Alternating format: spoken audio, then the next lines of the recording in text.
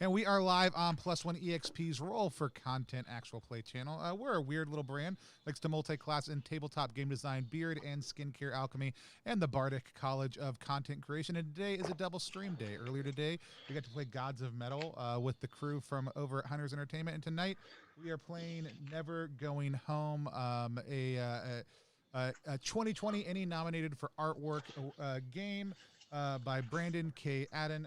I am super excited to play. Brandon and I have been talking about this for a couple months. There's some phenomenal work coming out of Wet Inks Studios. I love everything that they're doing. I love the work that Brandon and all the teams that he manages are putting into that. I'm super excited to bring Never Going Home to the channel. It is a weird World War One game, but you didn't come here to hear me talk about that. You came here to watch these awesome and amazing people play this great game. But I'm Tony Vicinda. You can find me at Tony Vicinda pretty much anywhere online. You can find us at Plus One EXP. Let's just move right over and say, Dean. Dean, where can people find you on the internet? Tell people who you are, what you do. Dean, you are super quiet for some reason right now, and you weren't as quiet before. Good. Now we only see your chin, but either way, we'll figure it out. Sorry about that. Let me try not ruin your lighting. Also, happy birthday, Dean. Thank you. One for Dean. My name is Dean Eaton. I can be found primarily on Instagram and Twitter at GeekusDean, GeekusDean. Pretty simple. I pretty much am just I'm a putz on social media at the moment. That's basically what I do at this time. I'm not really doing anything at the moment. Awesome. We'll swing down over to Paris. Paris, tell people who you are, where you're from, and what you do, where they can find you on the internet.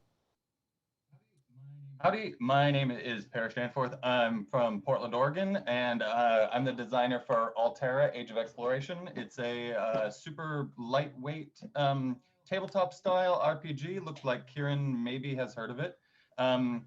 We're hoping to be on the stream demoing it next month. And the dream is to get the Kickstarter ready sometime this year. I've got to get review copies out to people. So if you are a reviewer and you're interested in receiving a copy, let me know. You can find me pretty much anywhere at Explore Altera, or explorealtera.com is the best place to get a hold of me. Keep on going straight across. We're going to talk to Kieran. Kieran, tell people all the things about you. Hi, my name's Kieran Mathers. I'm the founder of Dark Peak Publishing. We produce D&D modules and OSR games. Our current publication is the Dark Peak Deepmore, which is currently on offer at Drive-Thru RPG. You can find the detail through our Twitter page, and you can find me on Twitter at Tales Peaks and on Facebook on Tales of the Dark Peaks as well. And last but not least, creator of the game we are playing tonight himself, Brandon. Brandon, tell people a little bit about yourself and then about the game we're playing tonight. Yeah, awesome. My name is Brandon Aten. I am one half of Wet Ink Games. My partner in crime is Matthew Orr. I was the primary system designer for this game, and Matthew is our creative director, and was really able to breathe a lot of life into this setting, which is eldritch horror in the trenches of World War One. I've been in the industry since 2004 in various ways, freelancing for Palladium Books, Third Eye Games, Bloat Games, Nerdburger, all kinds of places. And then, we decided, let's give this a try. And so we started our own company, Wet Ink Games, and created Wild Skies Europa Tempest, which is anthropomorphic diesel punk in the skies of Western Europe. So Sky Captain, the World of Tomorrow, and Disney's Tailspin smashed them together. Anyway, you can find us on Facebook, Wet Ink Games, Twitter, Wet Ink Games. Same thing with Instagram. You can find me personally on Facebook and Twitter, Brandon K. Aten. Awesome. Now, tell us again a little bit more about the game we're going to be playing tonight. Yeah, so Never Going Home is it's a game of eldritch horror set in the trenches of World War One. It's based off of the art of the Emmy-nominated Charles Ferguson Avery, and Charles is one half of Feral Indie Studios, who right now. I think they have 2 things up for Zine Quest right now, and they're absolutely crushing it.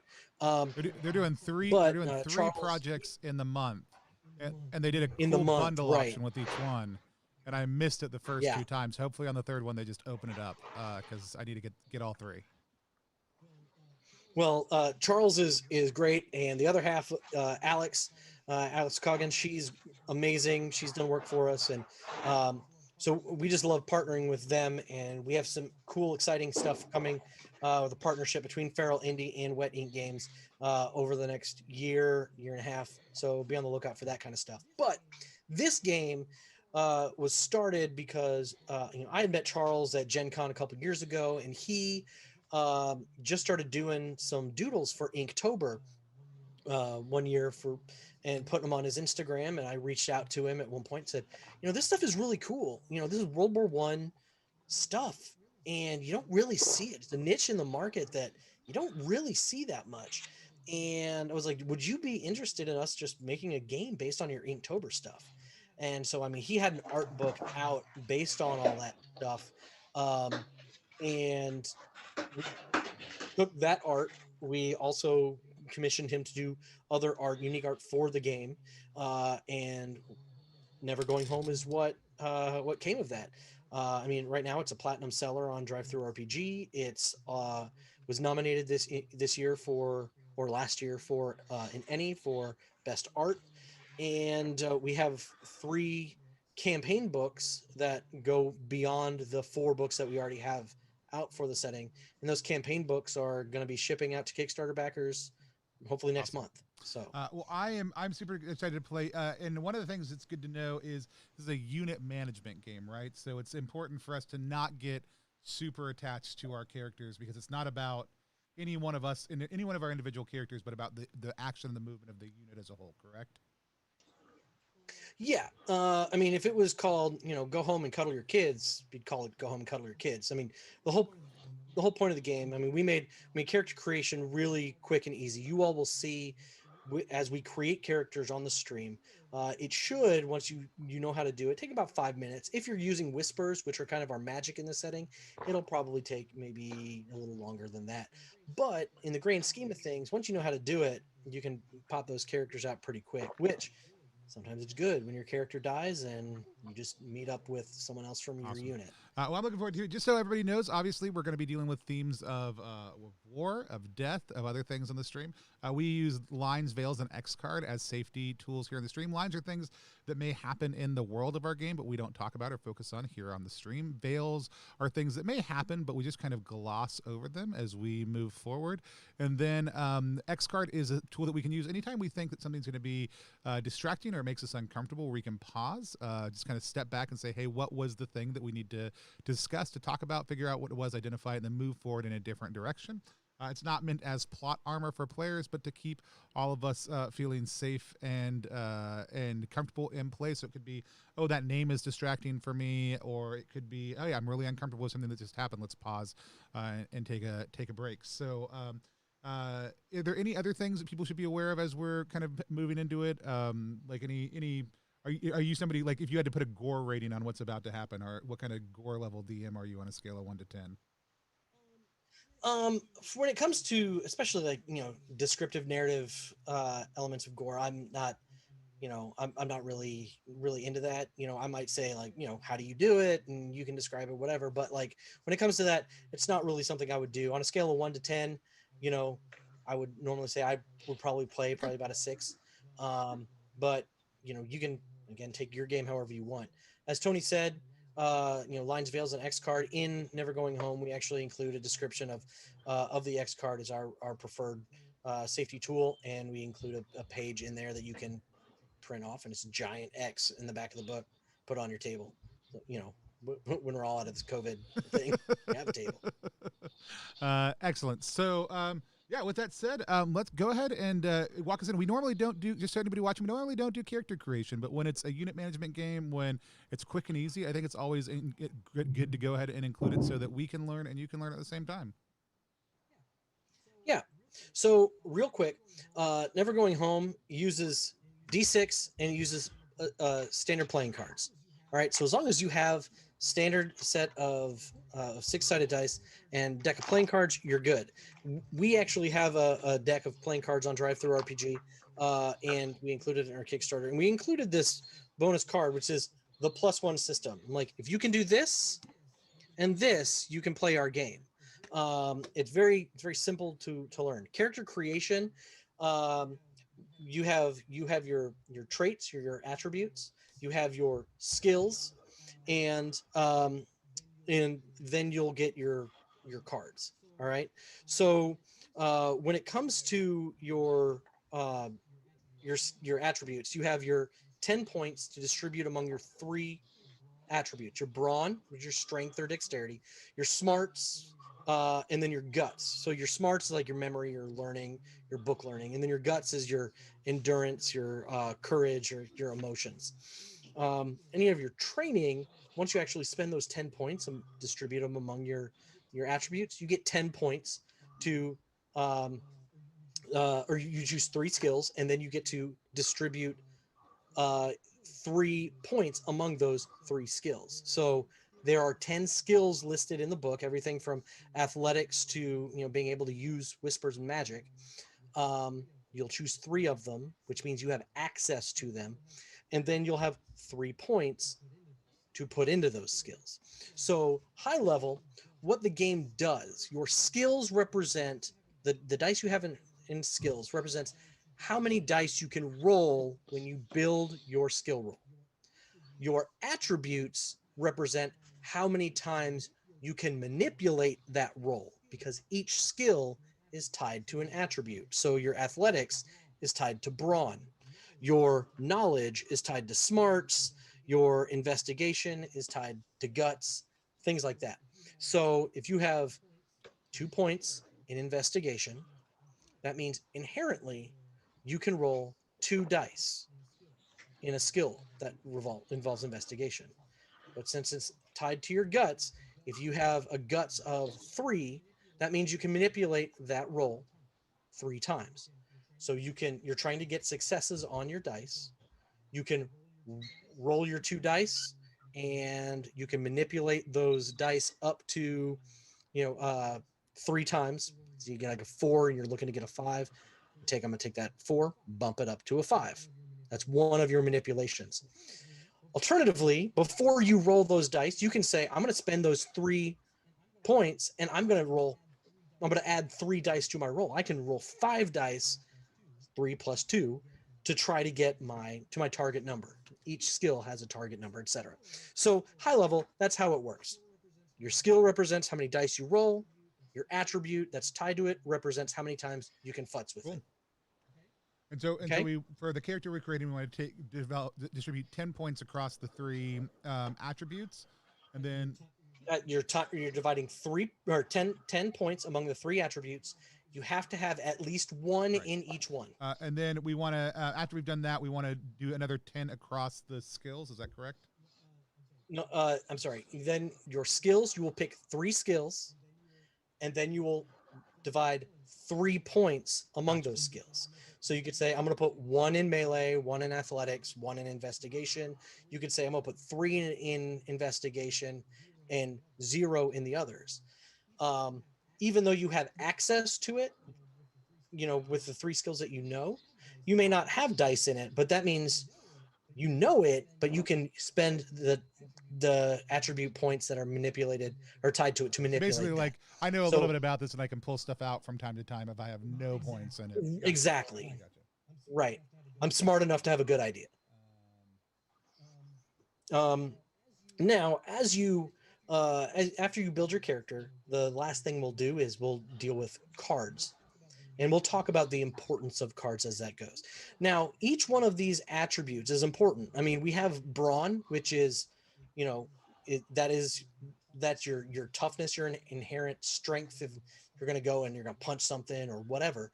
But also you'll have your smarts and your guts. If any of these attributes gets to 0, because these are also your hit points, if any of them get to 0, your character dies. So if you build a character with 8 brawn, 1 smarts, and 1 guts, and something scares you really bad, then you die. So that's you may want to have a balanced character, you may not. Generally, brawn is, for the most part, especially lower level, it is the most important attribute. But there are things out there that will, that will target your smarts. They will target your guts. All right. All right. I did a character. Did you guys do a character? I am literally just finishing mine. Yeah, Do I'm we want just to coordinate? yeah, that's a good I mean, idea. I'm not an officer. Where's the officer? You're like, I don't care. I think that's me. We had a pre-stream discussion about this, didn't we? Oh God, am I in charge? Oh, you fools! What have you done? We're all doomed. Did anyone take a whisper? I did not take a not whisper. I hope my character dies so that I can learn more about whispering. But I figured we could take it step by step. If somebody wants to do a whisper from the start, though, we can go ahead and do that now. So whisper is magic in this world, correct? Yeah, whispers. So in the setting, the veil between our world and the other world has been thinned. It's been torn at various points. So at the Battle of the Somme, there was this incident, and ever since that point, things have started to become corrupted. Things on the battlefield, monsters have started showing up. People have been having these weird deformities. Officers have been hearing strange whispers that are giving orders that may be counter to what you would expect. And all of you as characters may hear those whispers at various points, which are kind of represented by your cards. Anytime you can, you spend a card, it's giving up part of yourself for a little otherworldly power. Whether it's like, I really need to hit this thing harder, I really need to be able to perform this skill, I really don't want to take that damage, whatever that is, you give up a piece of yourself in order to get some of that power. Now, the whispers in the game are also the magic. It's what we call the magic. And it operates kind of inverse to the skills. In those whispers themselves, you've already started to hone that mystical power, that otherworldly power, to have various effects, to making people sick, to healing people, to stealing other people's experiences, to creating elemental fire, things like that. Cool. Love it. I mean, yeah, if somebody wants to take a whisper from the get-go, that's great. I'm going to need to know about whispers eventually, but I just started out with a normal GI. Yeah. Can I play a whisperer then? Sure can. I think I'm gonna follow Tony on this one. I'm gonna do a bit of a GI here. Well, apparently I'm in charge, so I'm going to go with no whispers because I've got to lead you fools on a suicidal charge against a machine gun. So that's going to take up all my time, I think. I went a little bit more brawny, and I put a couple points into stealth and a point into melee and no points into mechanics. But you have mechanics, correct. but you don't have any points. Now, why that's we can important, do that. by the way, Ooh. why that's important is in this game, anyone can do any skill. Anyone can do it. You can say, like, I don't know anything about mechanics, but I'm going to try to futz around with this engine. So you could spend you could spend a die to kind of, or a manipulation to buy a skill that you don't have training in. Then you can spend more points to buy dice in that skill. So if you had like 3 smarts and you're doing mechanics, you say, I'm going to spend 1 point to get the skill, and then I'm going to roll 2 in mechanics just to see if I can fix this engine. I can't wait to see this in play. This dice pool stuff just sounds amazing. Yeah, it's a lot of fun, but sometimes it can be frustrating because things can get real hard. As you level up, and if characters survive, like, if you have a character that survives, 2 or 3 missions, he's almost like a rock star compared to new characters. I've completed my character generation. If you'd like to hear what I've got. Yeah, absolutely. Whoever wants to go first can shoot. Go ahead, Kieran. Okay, so I'm going to play Second Lieutenant Monty Sinclair Smythe. He has 3 in brawn, 4 in smarts, 3 in guts. His skills are, he has 1 each in these skills. He has skills in communications, ranged, and knowledge. And I've got a little bit of a fictional character background if you want to know it. Yeah, let's hear it. So he's only just new, he's new to the war. He was recruited as part of Kitchener's new army in 1916. He took part in the Battle of the Somme, but he wasn't directly involved in it. So he still has the naivety of guts and glory and for the king and for the empire and all of that stuff. His father fought in the Boer War.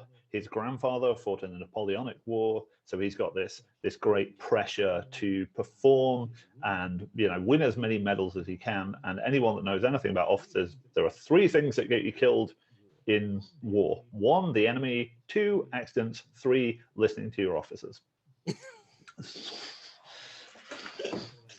So there you go. Monty Sinclair Smythe, Second Lieutenant, and he's part of the, I don't know, the Northumberland Fusiliers. There you go. That's his regiment. I love it.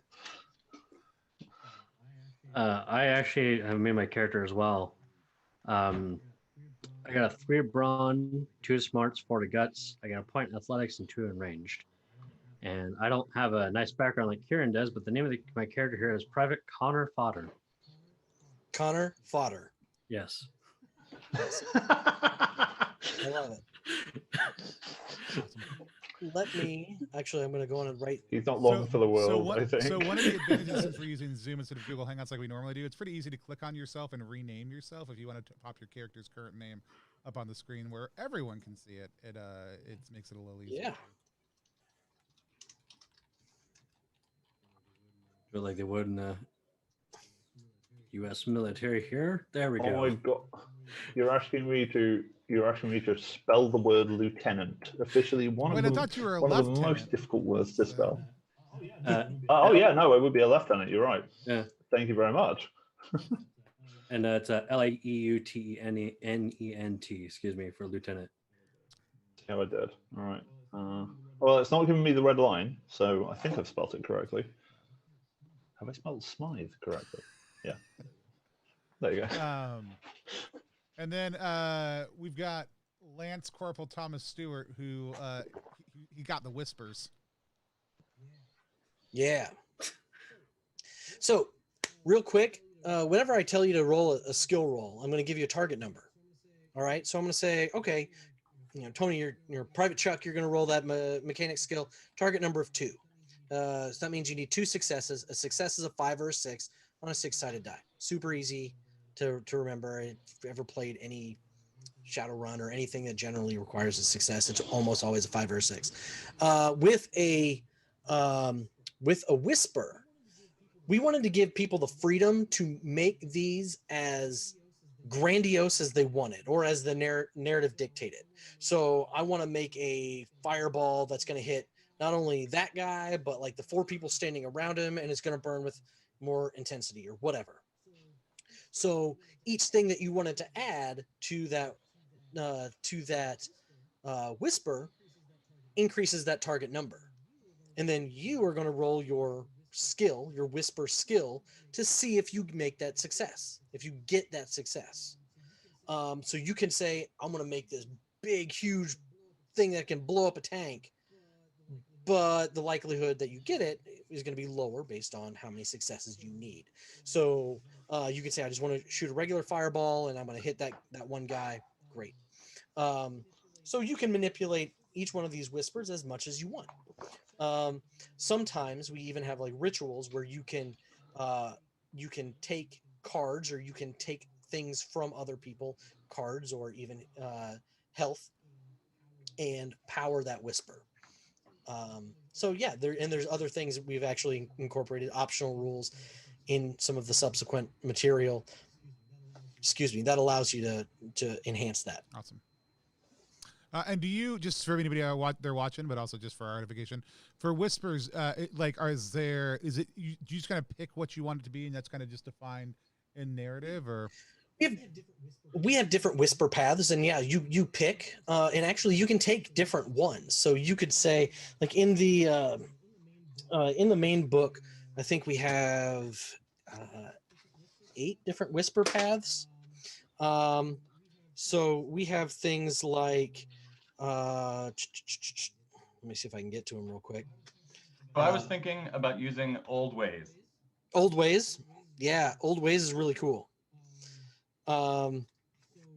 So with old ways, these are like old traditions that are, things that have been, passed down from, from family to family.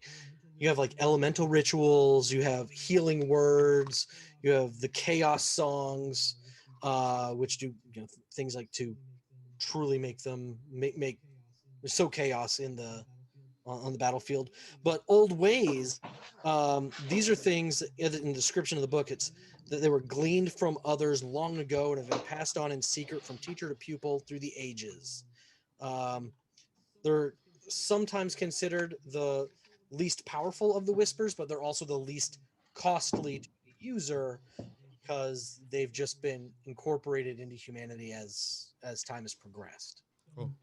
So is it more like these are these rituals that I had like pre the Rift in the Veil, like things that I learned through family tradition, and then maybe they got more powerful when the That's probably how I would describe it. It was something that maybe you would have learned. It was, maybe a prayer or a ritual that you've always done with your family or your individual teacher, whoever that may be. But you've definitely seen an increase in its effectiveness, as it's sure. since the psalm. I can play that. So like uh, poems or songs that I learned through oral history, then things that before maybe were just a charm or a mnemonic suddenly have like evoke power. Yes. Okay, Yeah, let's and play it you've like got that. you said there's about 8 different paths, and so when you pick a path, do you pick all the whispers you have from that same path then? If you pick a path, you learn it as a skill. So you would put a little check in whisper, and when you do it, you automatically get to choose one of the powers that's there. As you advance in that individual path, you get access to more abilities or more things that whisper path allows. You can also say, I'm going to take all 3 skills as whispers if you really wanted to. So you could say, I'm going to take old ways, I'm going to take healing words, I'm going to take elemental rituals, and you're just going to have a full-on caster. You could do that and you can build it that way, but the effectiveness of your character is going to be dependent solely on that. Great. Okay, then. So from Wolf's Head, Heart's Hooves, Befriend, Sickness, Healing, Circle, and Grove, I need to choose a number of those equal to the number of skill points. Is that right? Right. Okay, easy. I haven't decided yet, but I will decide 2 of those real fast, and maybe I'll put my last point in stealth. Yeah, that's fine. Great. All right. So, the last thing that we're going to do, this is the last step of character creation. It's when you get cards. Everyone gets 3 cards to start. Okay. Now I'm going to give you an extra one because I'm just going to assume that this group of characters has been around a little longer. I'm going to give you one extra one. Okay. You have a little bit of experience. Normally, if you complete a mission or a scenario, you have a reward. You've made it through, you get a decoration, and that's dished out. So I know that I've given you all access to this this playing card thing. So I'm going to put I 4 love- cards out here. Now, you said, Brandon, you said that these cards are available as part of the Kickstarter. Is that correct? Yes, and they're These- just they're standard playing cards. But what we've done is we have Charles Ferguson Avery, the artist, did he designed the suit emblems, and he did all unique art for the face cards. Cool. And it's absolutely gorgeous art. I'm What- gonna I hold When do, we get hope some of the- everyone, I do hope everyone is They able to can't see right these. now, but Oh, I'll make it so there that you they can once we get a couple of them flipping over too. So Yeah, so like I'll just hold them up to the camera real quick. Ooh. We have some. He did some Nice. really awesome, custom art for all of them, and they're available on Drive-Thru RPG. And again, you can use them as just standard playing cards. We wanted to make it sure so you could raid your gaming closet at anywhere. You could go to a nursing home and raid their gaming closet, and that's what you got. Okay, so I gave you some cards. Not that I advocate you guys, raiding a gaming closet at a nursing home, by the way. please, Putting it out please there. don't. Yeah, please don't. And if you do, That's right. Tony told you to do it. So you can look at these cards. You can pull them into your individual space on the digital dashboard that we're using. You all who are watching, you won't be able to see these. So you can spend any number of these now to kind of improve your character. I'm going to kind of give you a brief summary as to what you can do. These will also be used throughout the game. You can use them to, as I said, increase a roll, or Parrish, you'll be using them to power whispers. And things how like often that. how often do you redraw cards? So you'll redraw cards normally if you defeat an enemy, if you complete a mission, or if there is a particularly challenging skill. So depending on how your narrator plays, they are a commodity. I will normally dish them out with skill rolls sometimes, just because I want them to be a resource that's out there. I have a specific question. Okay. If we're doing something suicidal, but we're representing the king when we're doing it, do we get cards for that? Depends. Do I get cards for that one? The rest of us, Depends if you, if you make live in America. I'm just kidding. No, but I love you. So you can kind of scale scarcity of cards. Like you can even say this is a really desperate situation. Y'all are on the run. You don't have the ability to stop and rest as much. You're going to get less cards this session because of that hard push, or let people make some of those choices. Exactly. That's a really cool non-XP reward system that I really dig. That's awesome. And one of the things also, we have a section in there because sometimes you especially if you're all new and you're thrown up against a creature that absolutely devastated your last characters and you have new characters that come in. We also want to emphasize that like the difficulty can float. Ultimately this is a storytelling game and you're all in it to have fun together. And if nobody can even hit the monster, it's not gonna be fun for anybody. Nobody likes that. You sit there and like, well, I'll just stay at home. So we just want to make sure that the difficulty can float. Reduce a target number if it's a difficult skill and people are having trouble with it. If someone's having trouble hitting the monster, reduce the brawn of that monster so they can make that hit.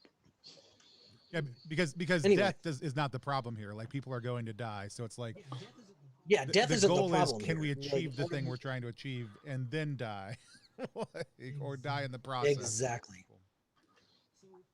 So, real quick, the things that you can do with the skill, and I know that Dean had to step away for a second, but we can fill him in. I just want you all to understand. If you want to buy a new skill, it's any combination of cards. The cost of the new skill is 1 plus the number of extra skills. So if this is going to be your 4th skill, it's going to be your extra skill. It's going to cost you 2 cards. So you can say, I want to get training in ranged now. So spend 1 card and then 1 for the extra skill. If it's going to be your your 5th skill, then you'll spend 3 cards to do it. 1 plus your 2. And is buying a new skill and buying a point in a skill the same cost? No, a new skill die or a point. It's any combination of cards, and 1 plus the new pip. So I guess to answer your question, yes, it's the same cost, but it's not the same thing.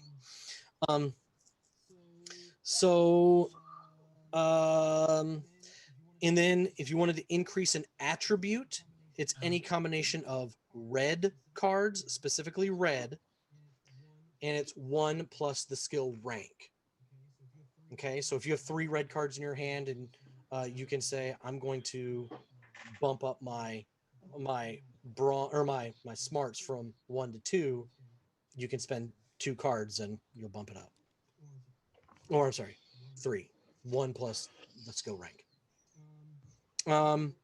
Now there are modifiers. So if all the cards are the same suit, the cost is reduced by 1. You still have to have all the cards, but you don't have to spend them all. You just have to be able to show I have all the cards.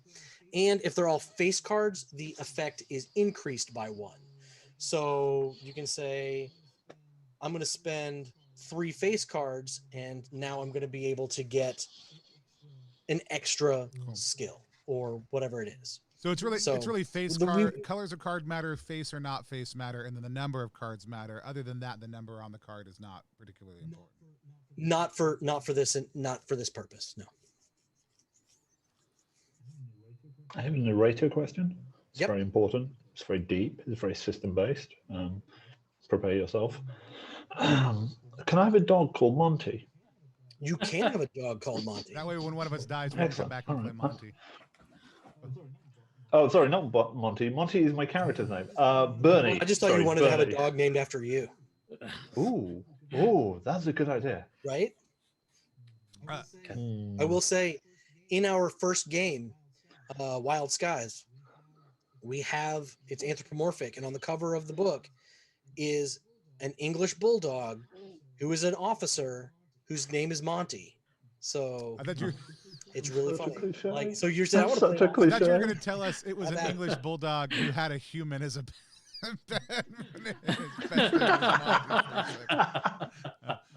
Dean, you can pull. I don't know if it's yours. Somebody's got cards still up here on our little card thing. You can pull those down into your private card area so that you can see them if you want. Yeah, and again, you may not even spend these cards. You may hold on to them. As we start, the very first thing we're going to do is what they call the journey, and I'll explain that. But the journey, it's your traveling music. It's your Indiana Jones traveling music. It gets you from point A to point B, and we recommend that you have a card for that, because if you don't have cards, you draw off the top of the deck. And if you draw off the top of the deck, you don't know what you're getting, and there's specific requirements each journey needs. So, okay. I'm sorry. How many of these cards are mine? The four that are left. Those, yeah, Okay. those 4 are yours. Parrish, I have a question about your character. You've named yourself Lance Corporal. Does that mean you're British? I was unable to find a Scottish rank system in the couple seconds that I've Googling. But if you know the name for a once promoted Scottish enlisted fellow in 1917, I'd be happy to change Josh it. Fodder, these officers are always worried over their titles. I mean, come on. Yeah, right? Jeez. You got it entirely correct. Well done. All right. So we'll go on and get started. The journey is the as I said, it's that narrative part of our game, the first part, and it is it's that traveling music. It gets you from point A to point B. So each mission that we have, this is mission based. We have a briefing to give us some information as to what you're going to do. You'll have your objective, and then we'll go on the journey. So I'm going to be doing a mission out of this book, the Book of Whispers, which adds more whisper paths, more rules for magic. But this is done by Melanie Meters. She was one of our freelance writers, and she's great. I'm going to tweak it a little bit as we go, but I'll give you the mission briefing. It was just a week ago that your commanding officer ordered you to run head-on into enemy fire, his eyes wild and his voice cracking. A few of you tried to reason with him, but he refused to listen. Instead, he began screaming for someone to make them stop, make them all stop. He began accusing you of being one of them. Then he set fire to all of your equipment, your vehicles, your maps, your communication devices, and he himself ran straight into the line of enemy fire, pulling at his hair and screaming at some unseen enemy no one else could perceive. Shaken, you and the remaining soldiers of your unit retreated across the shell-torn countryside in France, hiding behind hillocks of mud and muck made from rain, blood, and despair. You are in the middle of your journey to reach a village to find someone who can help you contact your superiors to tell them what happened and to see if the rumors about things like this happening elsewhere are true. The swampy land sucks at both your boots and your souls until you agree to set up a makeshift camp and wait for the hard driving rain to pass. Battered trees stand twisted and gnarled around the campsite, skeletons of their former selves, much like you who camp beneath them. You're wet, demoralized, and exhausted, both physically and mentally, as you huddle beneath the sopping canvas of a tent that has seen better days. And now you realize your food is running short, shorter than it should be running if everyone was following their set rations. If you and your unit aren't able to get in touch with someone soon, things don't look good. So, your initial mission objective is to find out what's happening to the food. Figure out where to find more food, as well as a phone or some other way of communicating. So, the journey. Tempers are short. You try to convince other soldiers that you are not taking more than your share of food. Keep tempers cool and stem accusations of theft without evidence. So, everyone here is required to contribute at least one card. All right? So, all of you have cards in your own visible area. Choose one and just slide it face down into the middle of the board. At least one. You can contribute more if you want. But you have a requirement. You are looking for 2 spades and 2 hearts. Okay? You can't talk about what you're contributing. This is a mystery. So you could say, take it upon yourself. Let's say Tony has 2 spades and he said, I know I'm going to contribute those, whatever you want. And you can contribute more. Some journeys as you go on through, some say no clubs. And so you're really trying to make sure that you're not having to draw off the top of the deck or something where you have no control over that. Or if you become corrupted and you really want to mess with the party, then yeah, throw in a club. But in this instance, you need 2 spades and 2 hearts. So it's at least one that we contribute each. And At least one. Everybody has to contribute one, and then it doesn't matter what the numbers on these are. It just matters whether we hit those amounts. And for the other things we're going to do the numbers matter? Like I'm trying to figure out a couple things. For initiative, number will matter. But for other things, it does not. Okay, let's see. And there is no talking, or there is no direct talking. You cannot talk about what you're contributing. Okay. So if you don't talk about the cards in your hand either. So yeah, you can describe it, whatever. But there's also no like a conversation that's not explicit. Like does everybody feel pretty okay about our chances? Like without saying like, here's what we put in. Is that kind of normal, or is that to be avoided? Yeah, you can do that. Yeah. Okay. Yeah, I feel comfortable. Does everybody feel pretty comfortable in our ability to potentially do this? Mm-hmm. Mm-hmm. Yeah, I'm feeling confident about this one. Okay. So you all have contributed these cards. So I'm going to take them.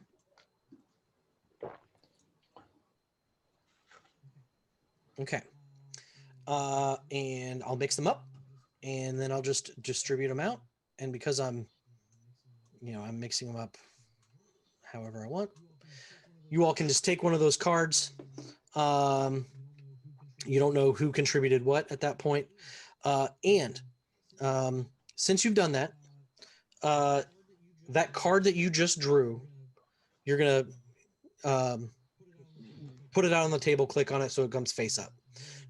We'll reveal that as you go through. What you'll do is you're going to use that as a descriptive way to answer this question.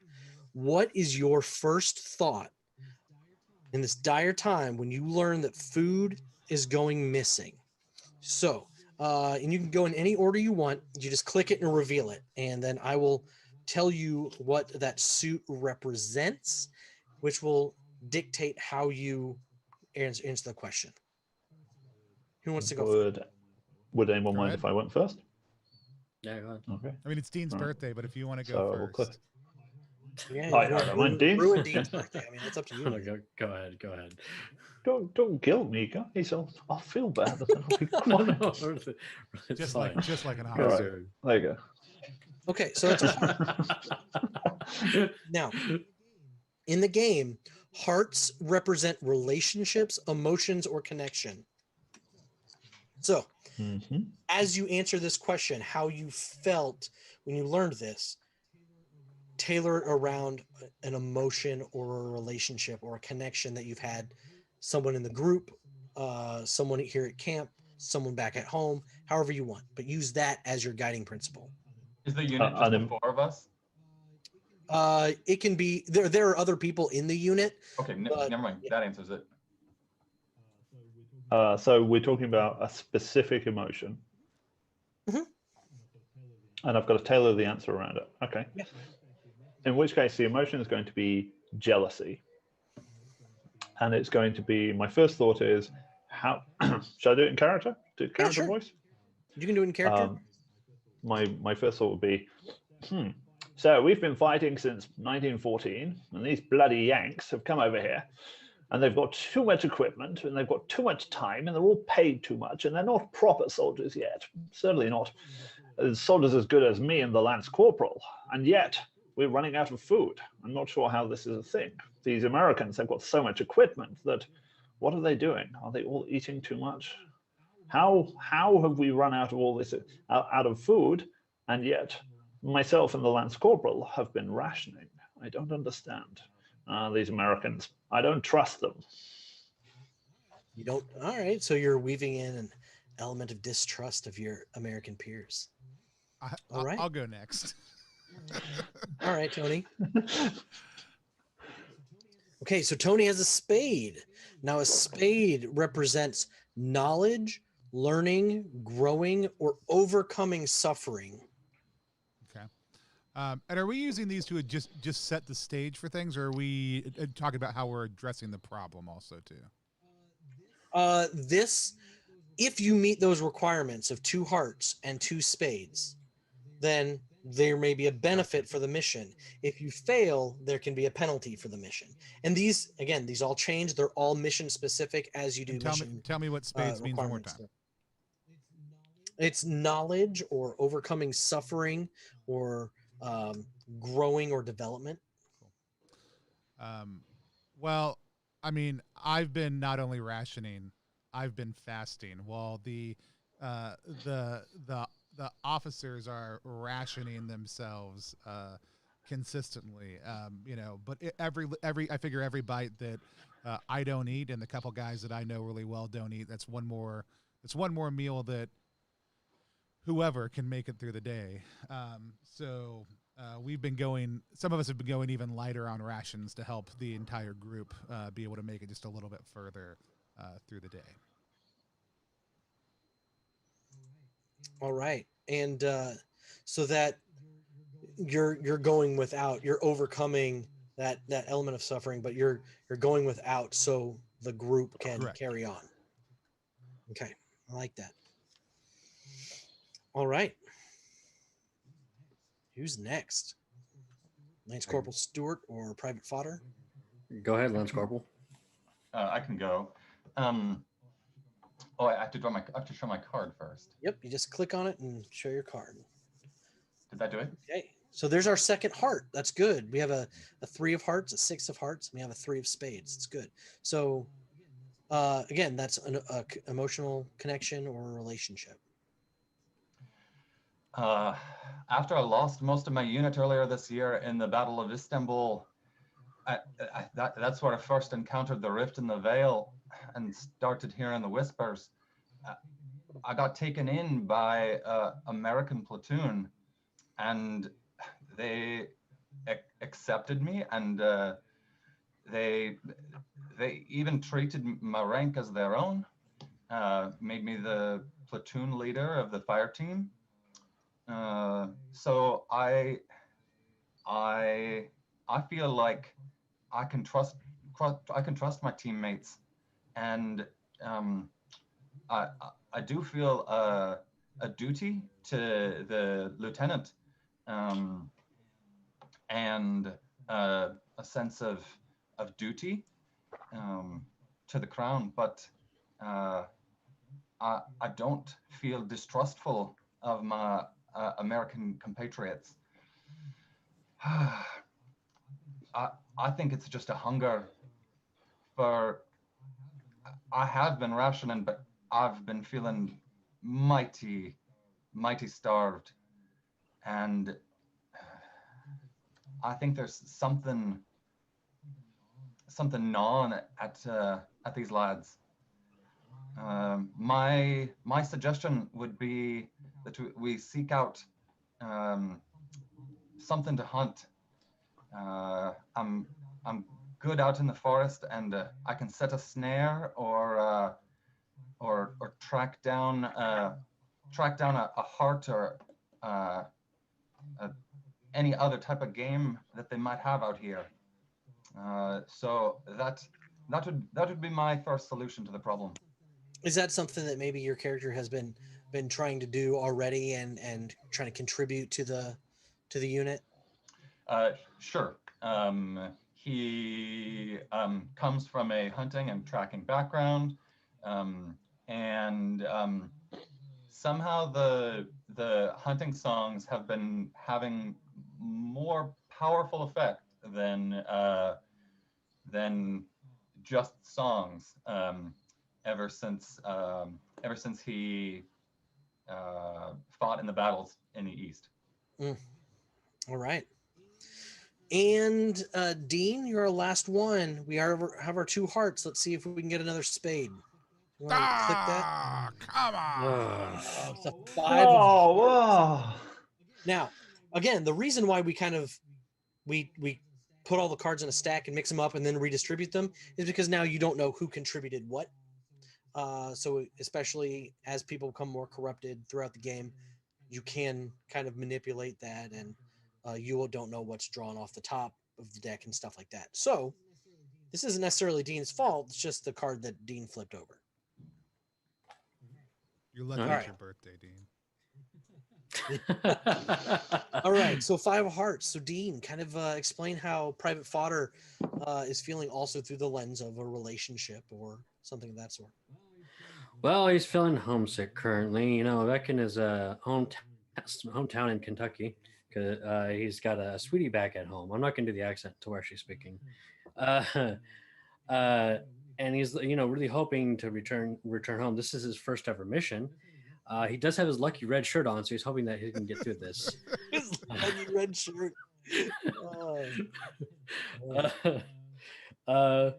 But you know, he has a hard time believing that someone would knowingly go through and eat through the food. People in the military, they're brothers. It's a brotherhood. So the idea of someone actively betraying someone in his unit just seems far-fetched to him. So maybe it's just someone's not finding food properly. It's hidden somewhere, or maybe someone's just consuming more than they should be, and it's just general selfishness, not doing not malice. There's no malice intent behind it. So I'm taking this as a sense of like naivete. Okay. So, you so this you didn't meet the requirement. So there is in this instance there's a failure that happens. You know, the hunger and the distrust just they both continue to rise among the unit as a whole. Men start getting nervous. They start getting chippy at each other, and some of them start bickering. Words are exchanged. People are, you know, their ire rises, and then fists just start flying. It's, you know, it's just one of those things where it's like a powder keg just explodes, and everyone just stands up and starts swinging. If you all would like to make a knowledge roll, you can avoid this situation. I'm going to say it's pretty easy. I'm going to say it's a knowledge roll of 1, the target number of 1. So you all can you can read a room and be like, this is a bad situation. I'm going to take a step back. Okay. So how that works is if you have knowledge, you have access to the skill. You can do that. Okay. You have 1 die, Monty. If you do not have the skill with knowledge, you can use your smarts. So you can buy a the access to the skill with 1 point of smarts, and then you can buy any number of dice based on your smarts attribute to build that dice pool. And you kind of build that, and then you can roll it. After a roll, you can spend additional smarts points to bump up the skill, say from a 4 to a 5, or spend 2 points to turn a 3 to a 5, which is a success. Or you can spend 1 point to reroll any number of dice, but you must keep the result. So those are things you can do after a roll. Sorry, narrator.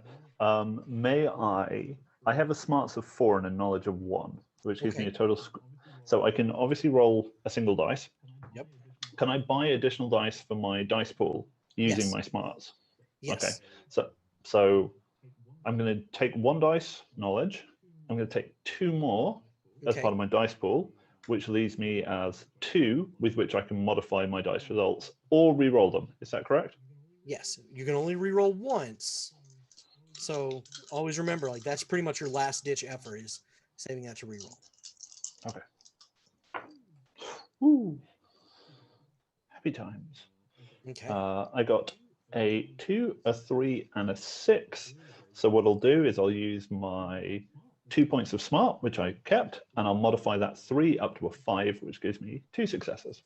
So you have 2 successes. You only needed 1. That's great. Boom. You built that perfectly. You did what you needed to do. Okay. I only have a smarts of 2, so I have to spend 1 die or spend 1 to give me a die, correct? You have to spend 1 to get access to the skill. Right. And 1 to get a die. Okay. So I'll roll the 1d6 here. Let's see what we get. I rolled a 3, so I guess I'm not. Yep. Yeah, there we go. I will say you can spend a card at any time to get a +1 attribute or a +1 ability. So you can say, I'm going to spend a card before a roll to add a die to it.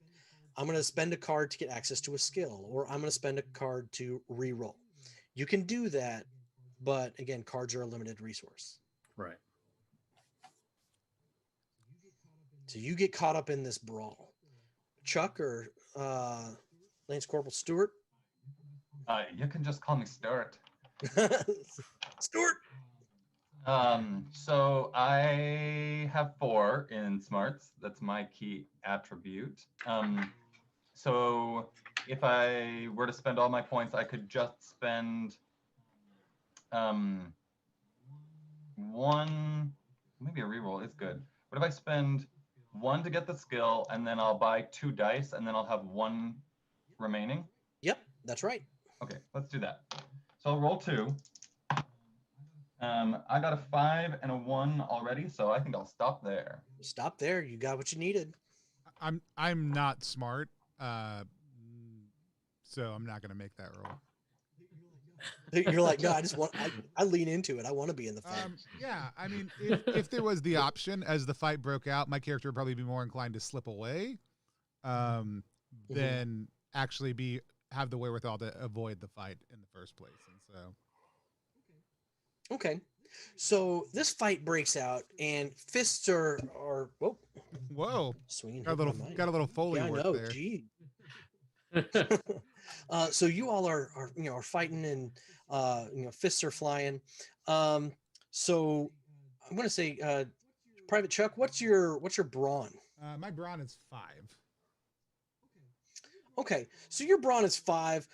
These soldiers are swinging, and but at this point they're weak and hungry. None of their attacks or none of their hits are really doing anything. Not even ruining, damaging your pride, or you're dodging out of the way. Whatever. It's however you do it. It's you are deft enough to get out of the way. Private Fodder, what's your brawn? See, my brawn, let me pull it back real quick, is a 3. Is a 3. Okay. So one of these blows, like it connects, and it kind of like shakes you a little bit, but it doesn't actually damage you, but someone clocks you on the jaw pretty hard. And while this scrum is happening, Turnip, who's the cook, comes out and just starts banging on this pot with a spoon. Ding, ding, ding, ding. Knock it off, you louts. What are you doing? This is ridiculous. Sit down and shut up. And this is just like echoing over this camp, almost to the point where like the driving rain isn't even bothering you anymore. Everyone just kind of like freezes. Turnip is has been with you all for a while. Everyone in the camp trusts him, and and he gets everyone to chill out and go to their corners and cool off. Even grabs one guy, and and it was like, you eat more than your share anyway. You're eating what the Americans aren't, and like kind of like shoves him into the mud. It's like, get out of here. You don't deserve to be recognized for starting this crap. Whatever. This is ridiculous. Kind of pushes him away. And everyone kind of like cooler heads kind of prevail. They feel a little shame, like, yeah, all right. And they kind of go and lick their wounds. And Turnip rounds all 4 of you up. Even though Monty, you definitely outrank this cook. Hell, Lance Corporal outranks this cook. But he looks at both of you and is like, I'm not one to give orders, but if it were me, you might want to maybe set some kind of trap, figure out who's stealing this food, rather than all these people just taking their ration of rum and sitting there and just accusing each other. This is ridiculous. So maybe set a trap and see if you can figure out who's doing it. I'll turn a blind eye to whatever you're doing around our around the commissary, but until this rain stops, people aren't going to be happy. So I'm going to give him a very sort of long look, as in, who are you to give me orders? I'm going to give him a short look that says, "Oh yeah, tell this guy what to do." And then I'm going to turn around and say, orders, I just suggested. Then I'm going to turn around and say, gentlemen, I think it would be a very good idea if we set some sort of trap to find out who it is eating more food. I suspect that the cook may believe this also. What we should do is we should form a unit here in the commissary and ambush the person who is raiding for food. Lance Corporal, what are your thoughts on this? I think that the unit staging the ambush should be as small as possible. If it's a lot of folks, it's going to be too obvious. So perhaps just one or two. I'm mighty good at hiding, so I'd volunteer. But if you feel like a few more ought to join, then that's at your discretion. I'm going to look at Private Chuck and Private Fodder and be like, well volunteered, Private Chuck and Private Fodder. Good to see that you're with us on this one. All right. All right, Lance Corporal, make it so. Arrange it. And then... So are you you're leaving this up to Private Chuck and Private Fodder? Carry on. Okay. So Oh, Private Chuck, Private Fodder. Oh, with me. Oh, with you. Yeah. Okay. Yeah. So Parrish is in charge of this one. I've just given him his orders, and now I'm off to do some officering paperwork. Officering, right? I'm trained. Gonna go I'm walk have the to dog. prepare to take all the credit. Okay. So, now this is a different kind of skill roll. This is called a challenge. Okay. Now a challenge is generally a higher number, but you all get to contribute to this. You all get contribute successes. Everyone except Monty, who's off doing officering. You can challenge mechanics, knowledge, or investigation. So whichever one is higher or will allow you to build your best pool, you can individually build your pool, roll your successes, and you're going to try to get a target number. In this situation, I'm going to say that among the three of you, I'm going to want 4 successes among the three of you. Okay, which again shouldn't be difficult. I know Lance Corporal is built around, his smarts is its highest. But if you have, again, mechanics, knowledge, or investigation, you build your best one and roll that. 4 successes. Now, among your materials, you got string, pebbles, an empty can, you got nails, empty shell casings, an old tarp, and of course, mud. So roll your successes, and then using all that stuff, talk about how you build your trap and how you're going to spring it. In the background, you hear, "You there, shine your shoes. You're a disgrace to the king, you are. You there, fix There's that mud hat." everywhere. Yeah, that's irrelevant, so- man. Like So this makes you I have work harder. mechanics, but no points in it. Okay. So and I've got 2 in smarts, right? Okay. So I am gonna have to buy some dice if I want to roll. Correct. Correct. But you already have access Right. to the skill, so you could straight up buy 2 dice right And now. that's just 1 card to buy 2 dice. You don't even need cards. You're I'm just using my, your smarts. so I can use that. But then is that 1 manipulation or 2 manipulations? It's one point per die. So if I wanted to use cards, what could cards do for me, or would I need to roll first to find out? If you use cards, you can. It's 1-to-1 as well. I think I'm gonna spend a card and use one of my smarts, so that way I get 2 dice. And I guess I should flip that first. So if you're going to, are you going to use the card to add to your die pool? We all have to act simultaneously. What was that? Do we have to act simultaneously? You can build and roll your die pool individually, but you don't have. It'll all be added together. It'll all happen at the same time. Yeah, I guess I'm spending a lot right now. I should probably see how dire it is for me to actually do any of that first. Yeah. I was gonna say let me go. Right. Let me go first. I've got three dice. So Okay. I'll open and maybe it'll go well, Yeah, there you go. but also maybe not. Also, maybe not. I got 1 6 and 2 3s. The 3s aren't gonna do me any good, but the 6 is 1 success. 1 success. Okay. I'm gonna go ahead and do an investigation because it relies on guts, which is my top stat here. Okay. I'm gonna spend. I have 5 of my guts, so I'm gonna spend 1 to get access, then spend. Let's see, for 3 die on this, and then 1 for in case I need to reroll. So I rolled a 6 and a 5 and a 1. So Okay. But you kept one for a reroll. right, so I can go ahead and dump that You can one. go on to to a reroll 5. the one if you want. Yeah. Let's go ahead and reroll that. Second. And that was a 5. Okay, so there's your There we 4 go. successes. I stand there and I go, yes, yes, yes. No, you need a little more Yeah. mud there.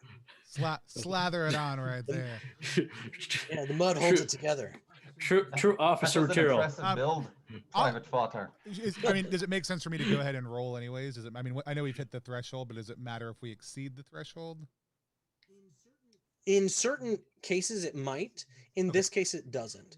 For example, in combat, like with weapons, for example, in a weapons roll, each weapon has certain benefits. So if you succeed better, then you could do more damage, or it might have an effect. Like you could spend additional successes for your shotgun to hit more people, things like that. Then I will. Yes, more mud there. Oh yeah, we should slide the tarp over here. Absolutely. True officer material. Yeah, you do that over there. So, I mean, does anybody have a vision for what we just accomplished? Like maybe a trip line that like rings a bell, like attached to the kitchen door. Yeah. And maybe a dugout with a tarp you're over not- it, so you're as soon not- as the you're bell not goes over off, here. you can. I know, but I'm You providing, go providing do flavor. You're not involved. No, I come. I'm supervising. I Oh, come back okay. every 15 minutes. I'm like, yes, that's good. That's good. That's good. Too All right, much carry mud on. there. And then I just wander off again. Too much mud there. Remove that mud. So, oh, go ahead, Tony. No, yeah, I should say I think some sort of trip line and then us hidden and springing out makes a ton of sense. Okay, so after about 4 hours, you all, I mean, you're all sitting there, kind of like, under your rain cloaks or hoods or whatever, off behind some crates in the driving rain, just within eyesight of where you set the trap. After about 4 hours, you hear the shell casings and nail just like rattle around the tin can. Just it's a terrible noise. You all hop out. The trap has been sprung, and you all surround this thief. And you, to your surprise, it's a young girl about the age of 9. And she's terrified of you all, jump out and scare the daylights out of her. She's like, "Oh, I'm so sorry. I saw the smoke and smelled the smoke from your campfires, and I just knew you had some food. It's like we're hungry, you see. Our refuge is no longer safe. We're on the move and on the How way many to of you are there? a village. Well, there were 6 when I left. Nurse Elise is trying to take care of us orphans.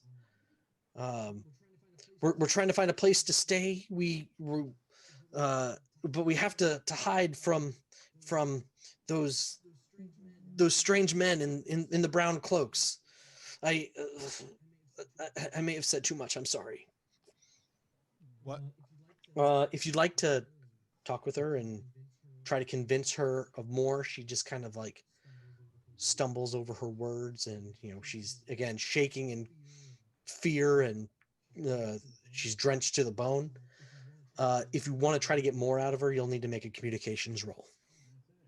I say, Private Chuck, give this young, vulnerable woman your raincoat so she is no longer wet. Which he says right after Private Chuck has done that.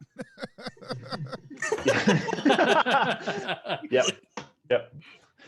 Good job. Well done. Well done with your trap, Lance Corporal. I will be writing this up in my report. I will look wonderful. Well done. Well done. Excellent. Does anyone have communications? I believe only the lieutenant. Only do. the lieutenant. Okay. Lieutenant. Lieutenant. Communications is based on smarts. Is that correct? Communications is based on smarts. Yes. Okay. All right. So we'll do the same thing I did last time. So we'll take 3 dice. What's the challenge for this? How many successes do I need? I'm going to say the challenge is the target number is 2 on this. Okay. I'll take 3 dice and I'll keep 2 for a reroll. Ooh. 2 5s. Very exciting. Nice. Right. Note to Um, self: give the lieutenant a higher target number. I mean, no, everything's when fine. he's Keep going. when he's talking, he's very good at talking. That's right. Not sure about anything else yet, though. That's how you win the war. You go over there and charge them, and I will talk them to death. He used to work with prisoners. There was a high rate of of surrender after they'd had 1 hour with the lieutenant. I'm going to ask various questions. I'm going to commend her on her English for a girl in the French countryside who speaks excellent English. Very thick French accent, by the way. That is And obviously not coming through my. I heard it. Yeah, I heard it too. Oh, it's clearly an overseas issue. My ears aren't attuned to it. The next thing I'm going to ask is, what does she know about these individuals in brown cloaks? In addition, where is her camp? Thirdly, if she wants to bring her people with the unit, we're heading towards a village. There's probably more support, more food in the village as well. So if she wants to join our column, we'll do our best to protect her on the way back to. You didn't give us the name of the village, did you? Then I did not give you the name of the village. The name of the village is Bar-le-Duc. Bar-le-Duc. Bar-le-Duc. An So- American, so I'm so- going to mispronounce the French word. And The British were famous for doing this, coming up with like nicknames for French places. So we're going to call it Bar-le-Duc from now on. Bar-le-Duc. Okay. Bar-le-Duc, yes. Well, we're headed towards the village of Bar-le-Duc, and if you'd like to fall in with us, we'll do our best to protect you from whatever might be in these trees. But if you have any, I've given her a mug of hot water because that's all we have. But I figure it's still helpful. Because that's all we have. With a little bit of Yeah. mud in it. It's like, it's hot chocolate. What? It's just. Yeah. Private Just don't Chuck, think about it please too give- hard. Chocolate. Private Chuck, please give this woman a cup of dark chocolate, he says, 2 minutes after you've done it. She is convinced that you all mean her no harm. You've already given her your raincoat and the hottest water she's had in a long time, and it's delicious. It's the best water I ever had. She reveals to you that there are a number of children from her group that have gone missing over the past few days, and Nurse Elise has regularly told her not to her and others not to wander away, but she just couldn't help herself. She needed to find some additional food for her the other orphans.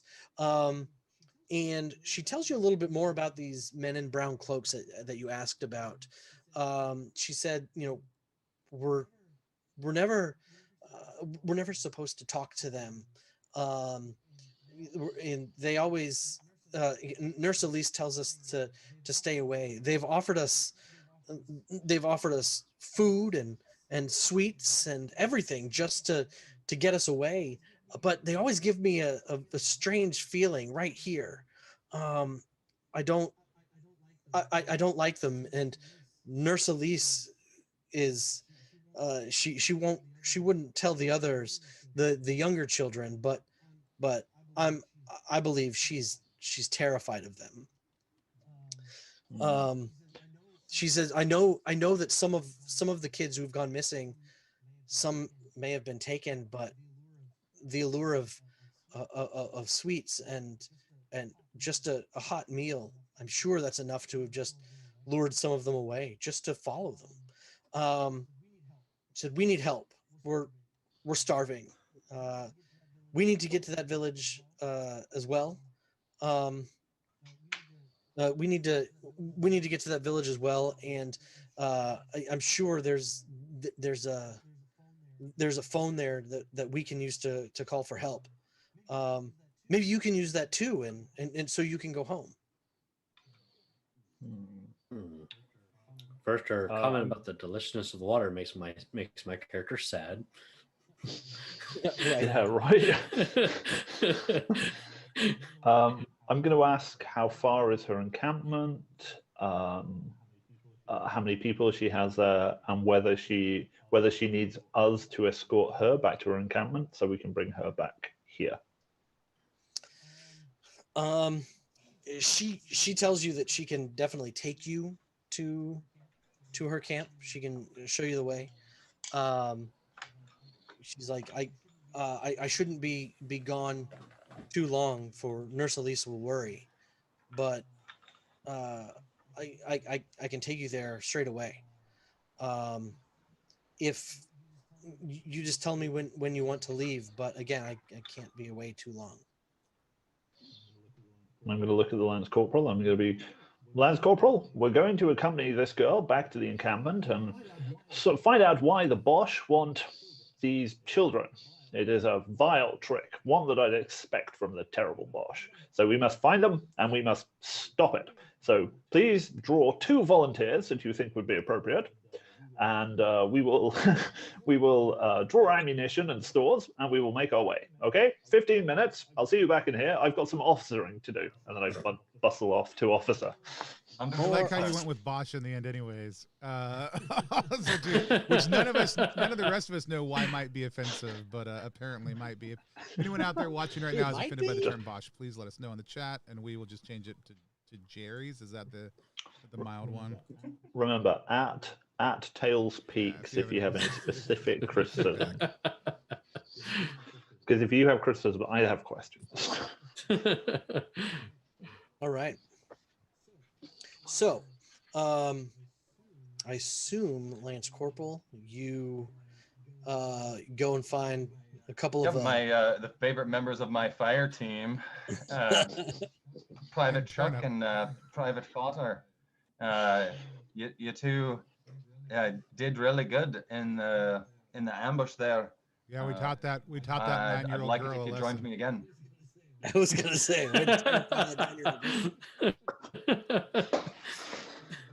but no, good job. Okay. So you all are gathered all together. You managed to get your equipment. Now, generally, when you create characters, you could say like, all right, well, I obviously created a rifleman or infantryman or whatever. So you can have your equipment, but remember, your officer burned most of your stuff. Everyone, you have your rifle. You probably have some spare ammunition. You might have some melee weapon, maybe a knife or an officer saber or something like that, or an officer sword, whatever. I am not gonna regulate that, so whatever makes sense. 50 cal. Yeah. So my plan to take old Bessie the Mark IV tank might not work. Might run No. themes of the game, yeah. That's a different mission, which I almost ran, but I didn't. Next time. I mean, my character, he's got a couple of knives and a toolkit that's mostly sharp, pokey, and some twisty things. Pokey and twisty, right? Those are all the best kind of tools. I've got my trusty Mark IV Webley revolver and my swagger stick. All right. Wouldn't want to face a German machine gun without my swagger stick. I'd probably carry a Springfield rifle and like a sidearms, kind of a pistol. Okay. And it, as appropriate to the time, like a bayonet at the tip of the Springfield rifle. Okay. I have been out deployed for quite some time, so I probably don't have much left beyond a rifle and maybe a knife as a melee weapon. Okay, that's fine with me. You meet back with Monty in 15 minutes, and the little girl is borrow there. somebody else's raincoat also too, because I'm not getting that back probably. Yeah, he's asleep. He didn't need it anyway. Or, I'm sure someone has passed in the night, because that's what happens. You take a raincoat and you all are good to go. And she finishes up the now warm Chocolate. water. Yeah. The which, as more rain and chunks of mud have, fallen into it. She's like, oh my gosh, it turned into stew. How'd that happen? Yeah. So you all decide to follow this girl. She leads you down this road. The rain is kind of letting up, and it is at this point, it is starting to become evening. As I said, the rain is letting up, and she's leading you onto the camp. After a few miles, you off on the distance near this the stone fence is coming down the path are two figures in brown cloaks. You can't tell if the cloaks themselves are brown or if they're just caked in mud from their travels. But as soon as they rise over this hill, the girl becomes terrified. She starts shaking and is kind of starting to walk a little behind you all. Okay, so I need you all to I'm sorry, did you want to do something or say something? I was just going to give some orders. Yeah, do it. I was going to be like, men, skirmish line, 10 yards on the road. Very good. Then I'm going to I should have raise my clarified. I'm sorry in advance. I'm nowhere near him. Don't worry. You're not going to be able to near me. Then I'm going to advance with you guys behind me, Webley raised, and yell like, halt! Who goes there?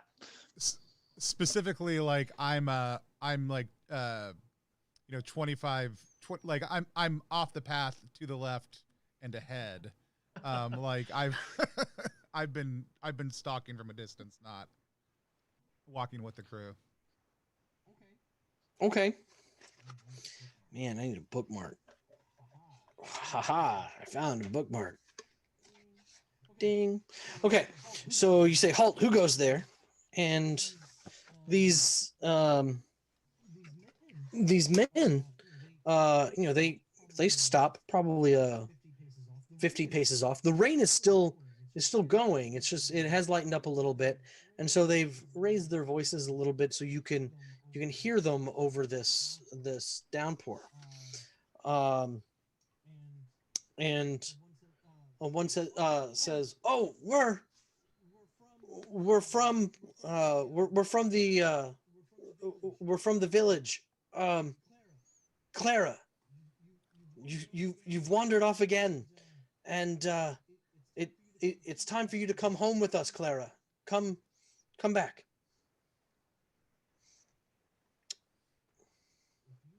If you all would like to roll a knowledge check, you can, and I will give you some information. Spend one to roll one. Spend one to roll one. I got a 6. Nice. I got I got one success, and I'm going to use my spare rolls to modify my 4 up to a 5. There you go.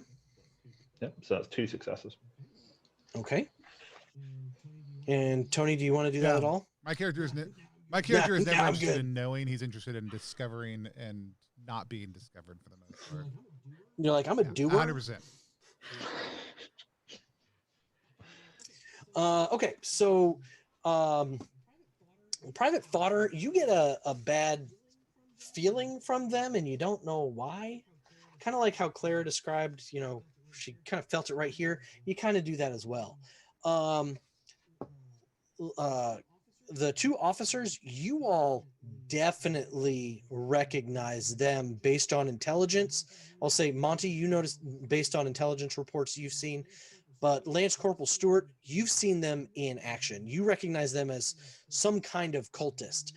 You notice maybe some markings on the hem of the robe, or maybe some pustules or something on one of their necks. You see them and you're like, there's something off, and you recognize that. You also notice, and I'm going to say Private Fodder, she's kind of behind you. The girl is just kind of mumbling. She's like, my name's not Clara. My name's not Clara. My name's not Clara. He's gonna, to comfort him, just put like his hand, like he's got his hand ready in case he needs to use his weapon. But he put his hand on her to like comfort her, and he's gonna like lean over to the second lieutenant there, like, or lieutenant, excuse me.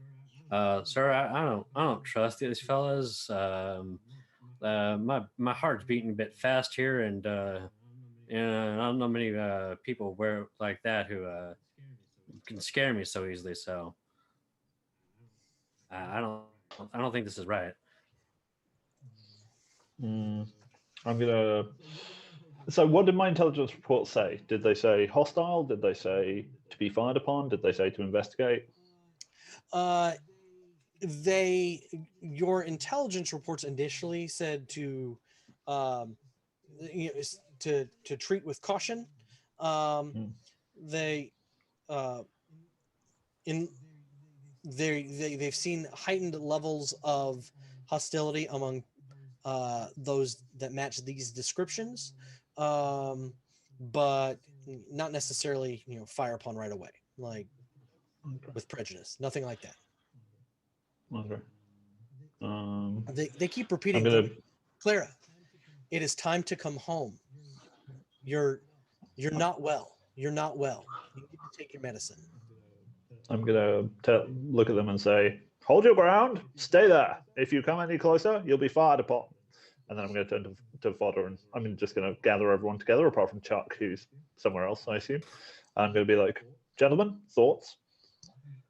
I think it's best we keep these girls with us. I agree. These fellas here give me a bad rumbling in my chest. I don't think they've got pure intentions. I've seen them before. They're not good folks. Should we settle the issue quickly, or should we investigate further? That depends if they're going to let us go easy or not. Yeah, I'd say it's more a matter of circumstance than anything else. It's just how they willing to proceed. If we can slip by them, I'd rather not get into a tumble. Yes, good thoughts. Good thoughts. Private Chuck, are you there? Where are you, Private Chuck? I can't see you right now. Do we have radio? Do we have like walkie-talkies in this era? It wouldn't. No. Yeah, it wouldn't matter. Chuck wouldn't have taken one, but I don't believe we do. Lance Corporal probably knows a word, like a few key words that if he says very loudly will cause Chuck to do certain things. But other than that, which are largely attack or come back, or stay hidden. Like those are probably kind of, the. We've got an agreement. Yeah. How does my dog respond to these cultists? Your dog right now is just kind of like sitting in the path looking at you. He's not really looking at the cultists right now.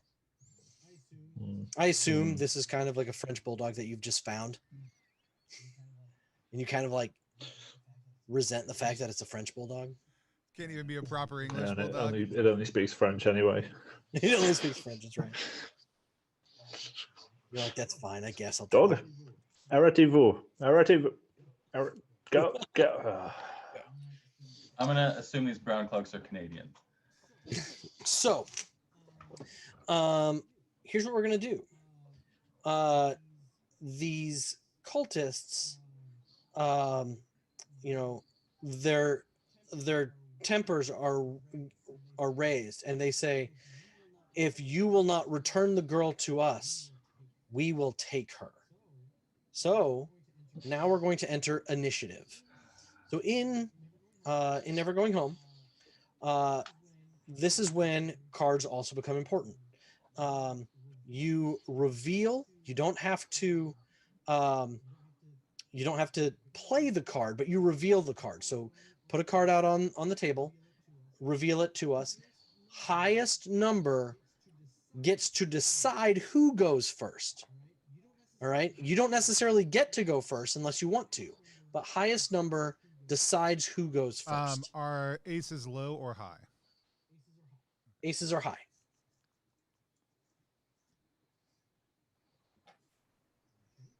Okay. There's a 9. Yeah, I revealed the 9 of diamonds. All right. There is a jack of spades. Who's revealed the jack? Tony did? Okay. So everyone take your card back. Great. So the thing about this is it gives you a little bit of knowledge as to what people have. So let's say in another mission or something, someone says, oh, you need spades, and no one contributes spades. You're like, wait a second, I know for a fact Tony had a jack of spades. Now he's being a jerk and he's holding out on us. Why is he doing that? You're like, whatever. Anyway, so But he could have given us that extra jack before. Oh yeah, you remember when I asked if everybody felt confident about this, and everyone's like, "Yeah, I feel confident about this," and I was like, "Okay."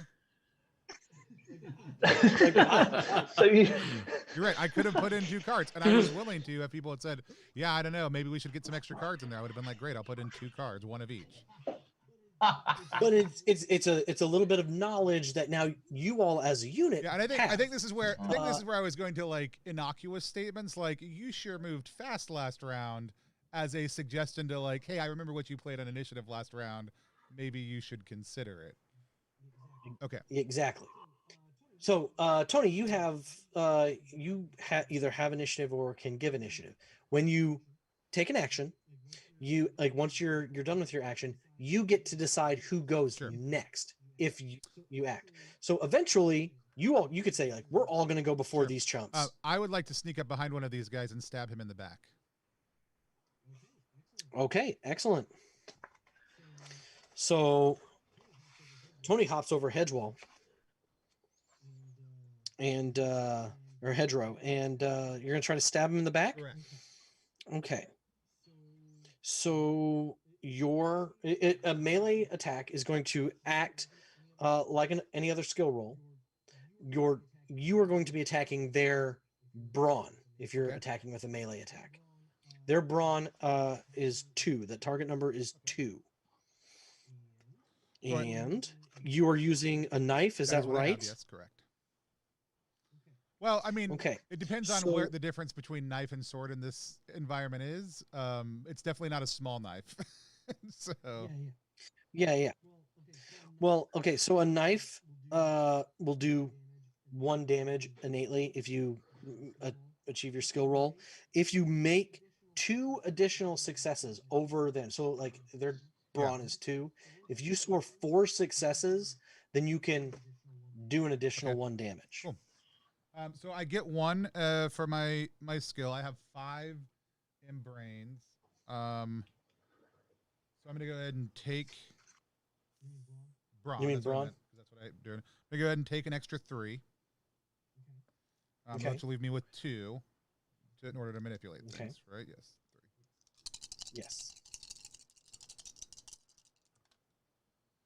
All right. So I got 2 successes. I've got 1 that's a 4. Is it either reroll or bump? Those are the options? Yeah. So you could bump that 4 to a 5, and there's your other one. Let's do that. And then you can spend your last point to re-roll your remaining die. I'm gonna switch it out to this bad boy. This weighted die. All right, and that is another 5, so that'll be 4. Okay, so you do 2 damage. Well done. You come over this hedgerow, and or wherever you come up, you describe how you do it. You stab him in the back, and because his brawn was 2, it's 1-to-1. You're damaging his brawn. You're gonna kill him. So you describe how you do it. How you approach the area. Yeah, I how think you so. This is essentially the maneuver I built my character around being able to do. He comes around the edge of this hedgerow. Like even as you guys are kind of talking, he's moving closer, and I've positioned, Chuck's positioned himself behind him. And as soon as they say, why don't we just go ahead and take her, he kind of steps into view from behind them, grabs one of them by the top of their head, and then slits their throat and drops their body onto the ground. just like, lay down. Okay, and this cultist drops. All right, Tony, who goes next? Let's see. Let's say Private C Fodder.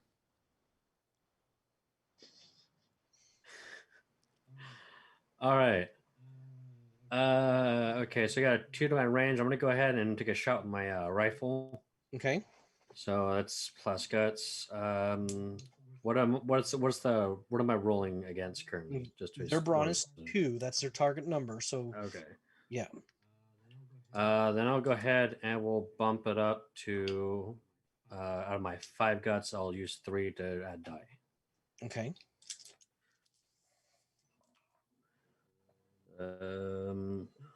6, 2, 6, 5, 3, 4. So 3 successes. Okay. You got 6, 5, and what? Okay, I got 6, 6, 5, 2, 3. 6, 6, 5, 2, 3. And do you have any other manipulations that you can do? I can go ahead and I got 2 left from my guts. I can go ahead and bump one of these up to a 5, right? You bump the 3 up to You a 5, could. yeah. Yeah, I'll go ahead and do that. Okay. So you're going to do 2 damage to them. The rifle innately does that. If you manage to get what we call a critical, instead of doing the innate 2 damage that a rifle can do, you can roll a d6. So you could potentially get less, but likelihood is you'll do equal to or more damage. Getting shot sucks. Just putting it out there. Getting shot sucks. And is a crit all of them successes, or what is a crit? Critical is actually just an ability of the weapon. So if you get for a rifle, it's if you get 3 more successes than the target number requires, you can do critical. And there's also an ability that a rifle has, which is called aim. So you can re-roll your critical die. So if you're really, really good at ranged combat, you can do a lot of really bad things to like low level characters. Okay. Great. So you hit this guy and he drops too.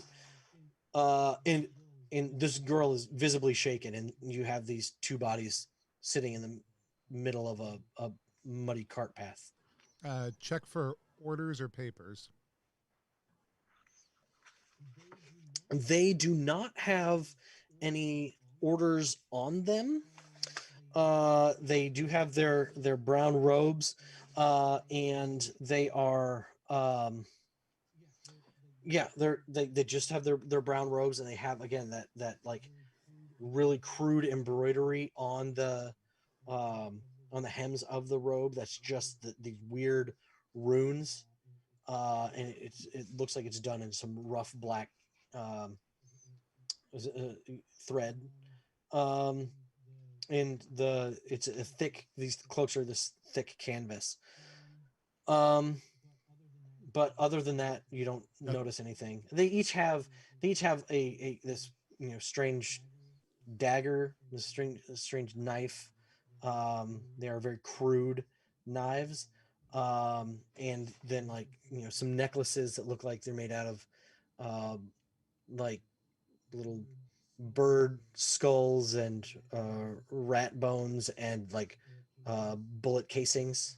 Like brass bullet casings. Contrary to every character I've ever played before in my life, Chuck is just not interested in those necklaces. However, that one of those crude daggers is definitely going to go in the back of his belt. And they don't have any food or canteens or anything on them. No, but they do seem to be well fed. They are not like they don't seem to be starving by any stretch. They've got to. And there's no firearms on them. They've got to be. I mean, these guys are eating well. They've got to have a base nearby that they're operating out of. There should be plenty of food there. What could drive a man to charge four armed individuals with no firearms? It seems almost suicidal. He only knew that there In were fact, three of you. it was. True. Well, even so, three men with guns versus 2 men without. That's very strange behavior. Lance Corporal,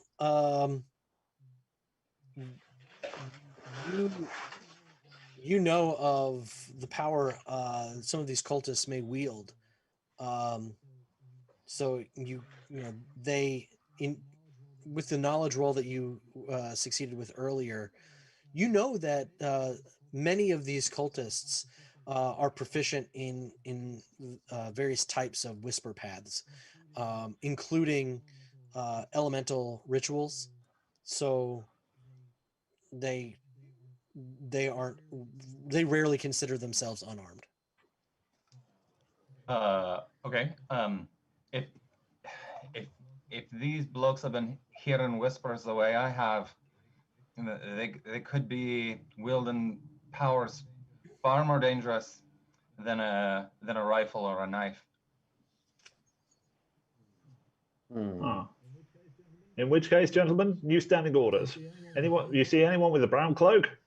Fucking slot them. Is that clear?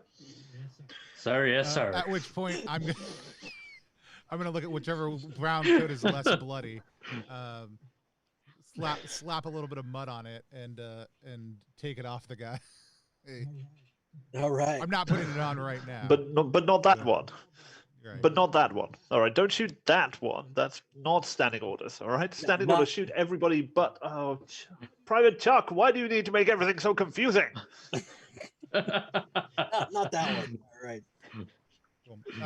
We like to take breaks here, and also everybody in the chat was just talking about needing one. So we're going to take just a 5-minute break if you're watching right now. We are playing Never Going Home. So link right below. It says Home Kickstarter on it. It's not a Kickstarter. There was a Kickstarter. It was a very successful one, but that will take you actually straight to the Drive-Thru RPG page for Never Going Home if you want to check it out. There's also a few different supplements that are available through Drive-Thru RPG and other resources. I'd encourage you during this break. Maybe you get up and stretch it. Maybe you go check out the Drive-Thru RPG page for Never Going Home. We're going to be back in just about 5 minutes. We'll come back at 10 after the hour to play some more. Tony, can I also say one more thing? Within the next couple weeks, we actually still have our pledge manager open for our last Kickstarter campaign that has all of the access to all of the Never Going Home materials, including the upcoming campaign dossiers. So if that is something that you are interested in, and you don't necessarily want to do print on demand through Drive-Thru RPG, you want to get our actual full on offset print run, you can go on and do that. I'll tell you what. Here's what I'll do. I'm going to go find that link, and I will make that link go to there instead. And so, heck yeah, man! I'll make sure to send it to you. I have those powers. So I'll make sure that link goes there. If you're watching this video later, or once we come back from the break, that link will go there. Excellent. See you guys in just a couple of minutes. We'll be right back. And we are.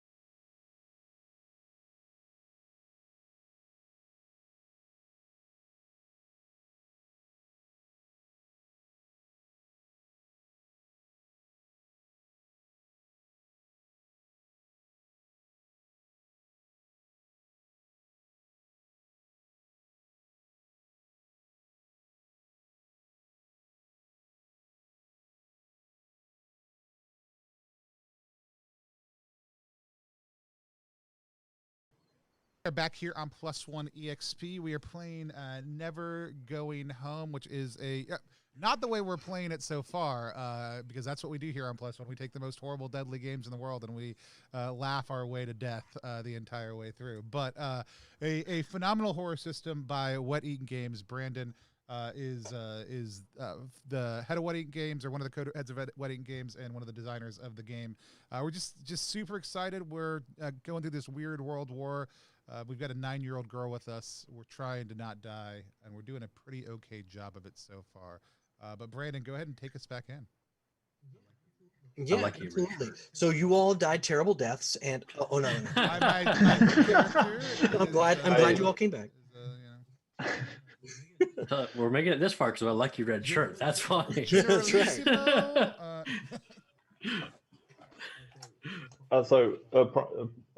Dean, at some point, I am going to order you to go on ahead and scout the position, and we all know what's going to happen. We all know. We thank you for your service. So you all make it back to a hiding spot that's actually behind a steep hill, and without really any further incident along the road. And the little girl, whistles a couple high-pitched notes, and some kind of code, and then you hear the scolding voice of this nurse before you even see her come over this little hill, and she's like, "How dare you get away from us, Olivia?" And just starts just berating her in French, and kind of like in the Matrix trilogy, it just sounds like it's just silk. But when she sees you all, especially Chuck, are you wearing the brown cloak that you just took? No. I have it with me, like rolled up underneath my pack, but not. Yeah. Okay, but you're not wearing it. Okay, but she just like pales. She stops, and Olivia has run towards her, and she just like grabs her and kind of like pulls her under her heavy woolen cloak. If you all and if anyone wants to roll a communications check to kind of get some insight into the situation, you can. Or if you would like to just communicate with Nurse Elise, you can do that as well. I'm gonna leave that to the second lieutenant there, because I have a communication of none. Communications of nothing. Okay, so I'll do that. I'm gonna check the perimeter wall there. Three successes. I got my eyes out. Three successes as well. Okay, you two are great. How do you kind of reassure her that you're here to help? So if I may, with 3 successes, because I speak French. Perfect. Exactly. So if I may, so I'm like, parlez-vous, madame? And then I start speaking French, but you know how you said it sounds like silk from her? Right. This sounds like a chain being drawn across like a rusty, like rusty metal. And I figure at that point, Lance Corporal Stewart just steps in front and starts speaking beautiful French instead. Lance Corporal Stewart. So you convince her that what do you say to her in French?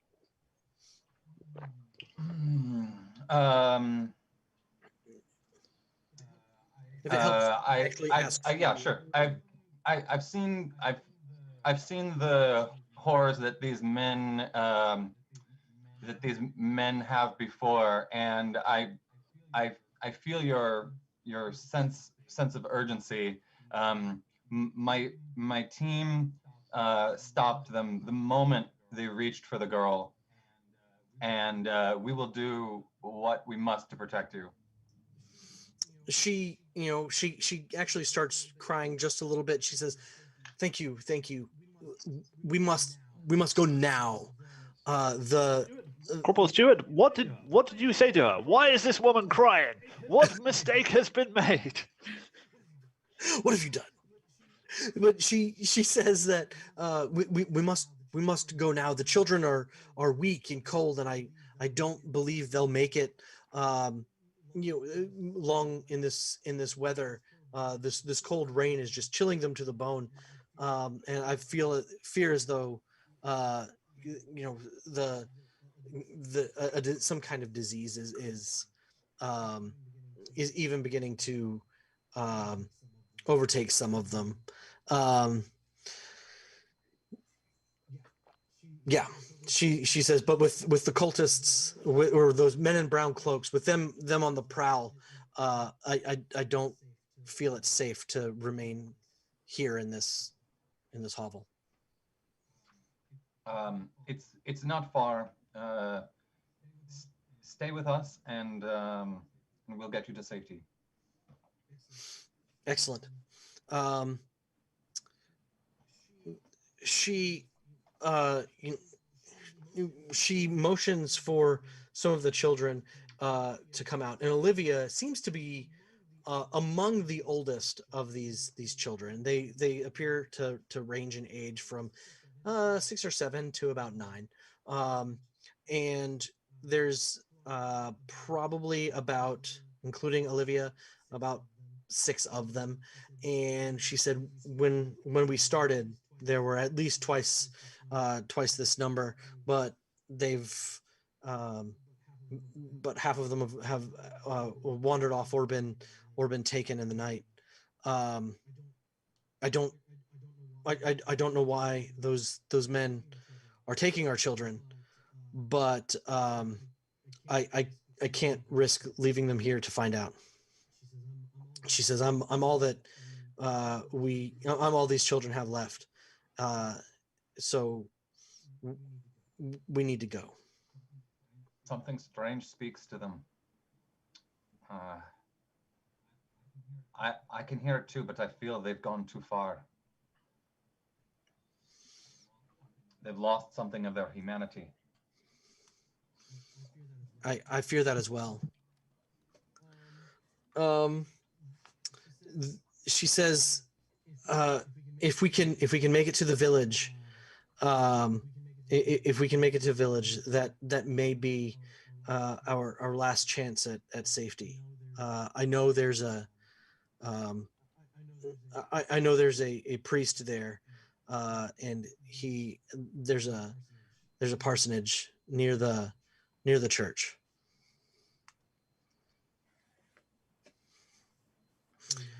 So you all have to decide if you're going to leave now and kind of wander through the night, or if you're going to travel under the in the safety and security of daylight.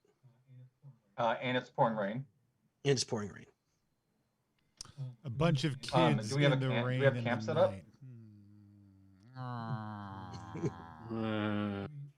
Do we have a camp already set up? No. They have this like little area that's kind of like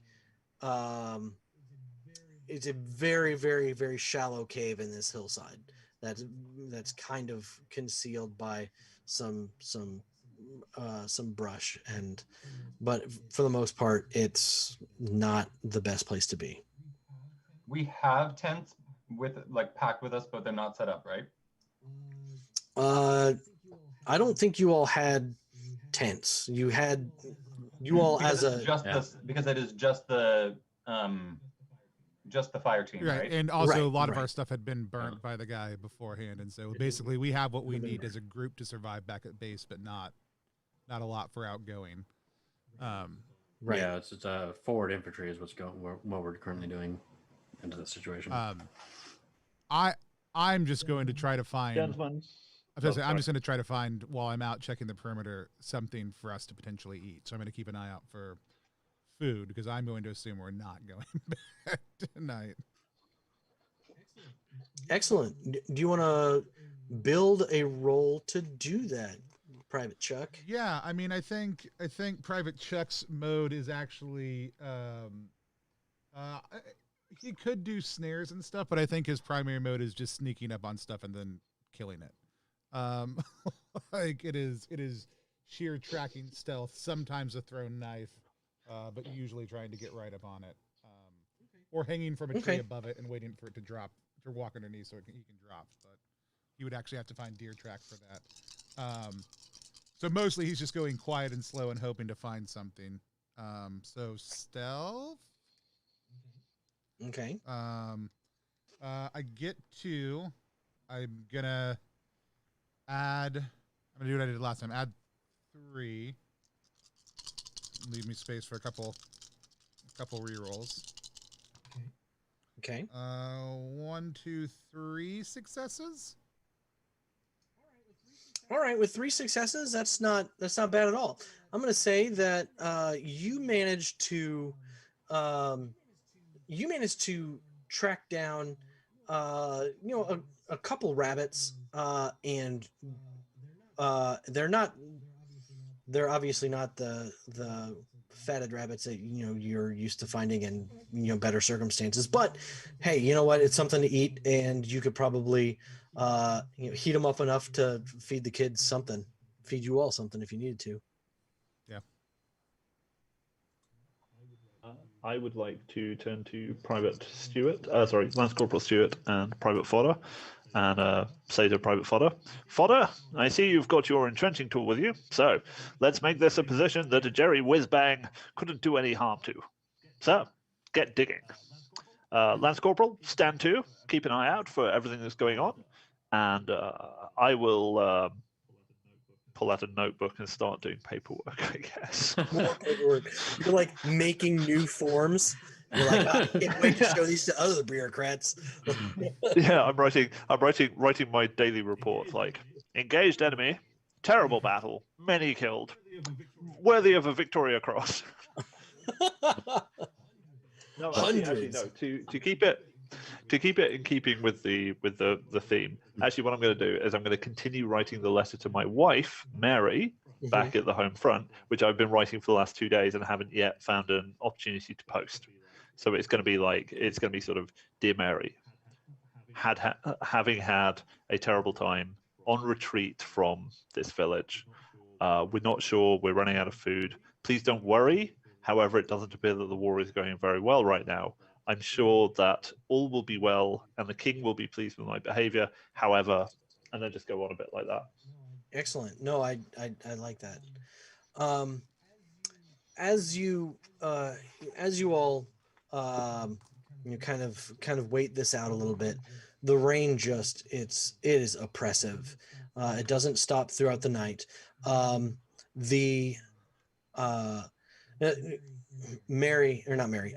Nurse Elise has managed to kind of console and cuddle with the like 2 smallest children, under her heavy woolen cloak, and Olivia has kind of taken her lead and is trying to take care of some of the other ones. The rabbit that Private Chuck has brought back has at least stopped their rumbling tummies enough to get them to get a little bit of rest before you all. I have very bravely. Go ahead. I have very bravely volunteered everybody else's raincoats to keep the children dry. Well, so then you make the children sit out in the rain because they have raincoats now, and you guys get in the cave. That's no big deal. So, you all, after early in the morning, you all feel a need to get on the road to this village. The rain is kind of letting up again. It's not nearly as heavy as it was throughout the night. You're noticing it kind of come in waves. At night, it's really heavy. You don't know if that's if there's some other source behind it, but it's at this point more annoying than anything. Don't have to tell me that. I'm the one who had to dig the trench. Trying to dig a trench during a downpour is like trying to snuffle snow while it's snuffling. I like come snowing. back and like look at the fact that he's got like the flip up trenching shovel.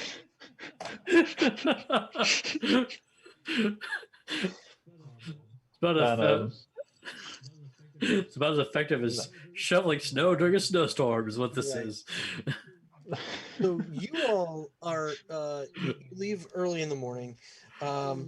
So Nurse Elise and the children, they stay as you kind of continue towards the village. You're walking across,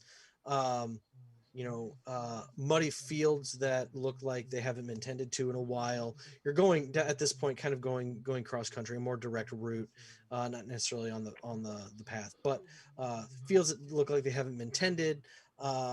You're crossing hedgerows into other fields. You're going through copses of trees, but after about a 3-hour march, even with these children, stopping with the children, you see the village in sight, and it's all but abandoned. It's not a huge village by any stretch of the imagination, but you're looking at Bar-le-Duc, and it's probably about 8 or 9 structures. A couple of them are multiple stories, and you see that church in the center of town. It looks, as I said, all but abandoned. You feel it like no one could really even live here in its current state. Houses are gutted, collapsed. Some looks like either they were fire damaged or they've been shelled. They've collapsed. There's rain damage from the torrential rain that's been happening on and off for days and days and days. And you don't even know how long they've been in this current state. And again, all of this assessment is done at a distance. It is relatively early in the morning, and because you left probably closer to 6 a.m. It's probably about 9 o'clock, and there's no real action or activity in the town. But Nurse Elise points to the church, and like she says, there's a parsonage nearby. She believes it is the best bet. I'm going to ask Private Fodder to scout ahead and secure the area. Private Fodder. Why don't I help with that? Probably best if we stay together, and that way only one of us will be lost. I mean, one of us will be. Yes, just one of on. us is certainly lost. And it's all right. I got my lucky red shirt. We're gonna be fine. I'm just gonna head on forward, do a bit of scouting. Private Fodder, you managed to go up this, you leave the rest of the group kind of in this small stand of trees and go to this, maybe scout up a little to this other cluster of shrubbery and trees that lines what looks to be a small cart path into town. Maybe not the main road, but a road. Right. So you're there, and you're kind of scanning the area, and off in the distance you see this small figure walking towards you, and you kind of see it through the morning fog, keep coming towards you, and it has this kind of ethereal glow around him as he comes towards you through the fog that's burning off of the fields and cart path. Seems to be moving very slowly, almost in a trance-like state. Okay. For reference, does he look like he's moving directly towards me, or just in my general direction? You're like next to this cart path in that stand of trees. He's moving. He looks like he's moving down the path. Okay. I mean, I'm just doing recon, so I don't engage. Okay. I'm gonna try and like hang back. I have nothing in stealth, so this will be interesting. I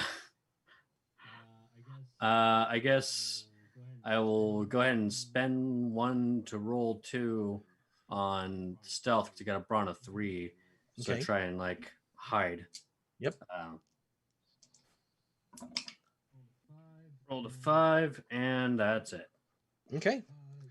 As you sit here in this in this cluster of foliage, this figure comes up and is, as it's approaching, you see that its clothes are all tattered, and wearing this pair of goggles, round goggles that have this kind of greenish glow. He has this yellowish white hair that almost has this static ethereal float to it, and it's just kind of hovering there, and he's walking, he keeps walking. At this point, he doesn't pay you any mind, doesn't see you, doesn't make any motion that he does see you. But you notice that right next to you is Olivia. She's managed to sneak up here as well. And she says, "Billy?" And the child doesn't respond. She's like, "That Billy?" And she almost like a questioning. She's almost questioning her own sight. Right. So, what do you do? Well, first, I'm gonna like this. Definitely seems like some whisper stuff that my dude has literally no information on. So, the first thing he's gonna do is gonna pick up Olivia, and then try and beat the young boy here all back to the group to warn them, because it's definitely something that needs to be told via his mission via reconnaissance. So you're gonna take Olivia and head back to the group. Yeah. Okay. Because he seems to be walking towards the path, and if I understand the geography of the situation, but correct me if I'm wrong, the path will lead back to the group. If you follow it. It's a little off away from the group, but the group would eventually be able to see him. Okay. Yeah, so it might be a good idea just in case. Yeah. Okay, so yeah, you managed to head on back. Again, he's not paying you hardly any mind, or any mind at all. You make it back to the group, and you can give your report. Lieutenant. Excuse me. Lieutenant, reporting for duty. Reporting information. There down the road there's a little boy with a bunch of like weird hair and giving off some strange aura stuff. And Olivia here, who followed me, identified him as Billy. And he's walking this way currently. When you said Billy, like, you hear Nurse Elise kind of gasp. I'm assuming, based off of the gasping, that this is one of the orphans that was part of the group. She's like, "Yeah, yes, Billy. We lost Billy days ago." He seemed in a trance, mostly unresponsive, but heading this way, as though set on a path. This is some sort of... Sorry. No, go ahead. And this is some sort of... perish the word. Magic? I mean, I don't rightly know, if I'm to be honest. It's all new to me, you know. I figured the Lance Corporal seemed to be rather smart in this subject. He might know something. Lance Corporal? I don't know what the cause is. It could be some reaction to the mustard gas, but I know I'm not the only one who's felt it. The rift in the veil. I saw things like from another world. Maybe they were hallucinations, but the effects are lasting. Something is changing people. And they're not changing back. Indeed. Well, very good, Private Fodder. Good to see you back here. Lance Corporal, what would you say about taking Private Chuck and applying your specialist knowledge to this situation?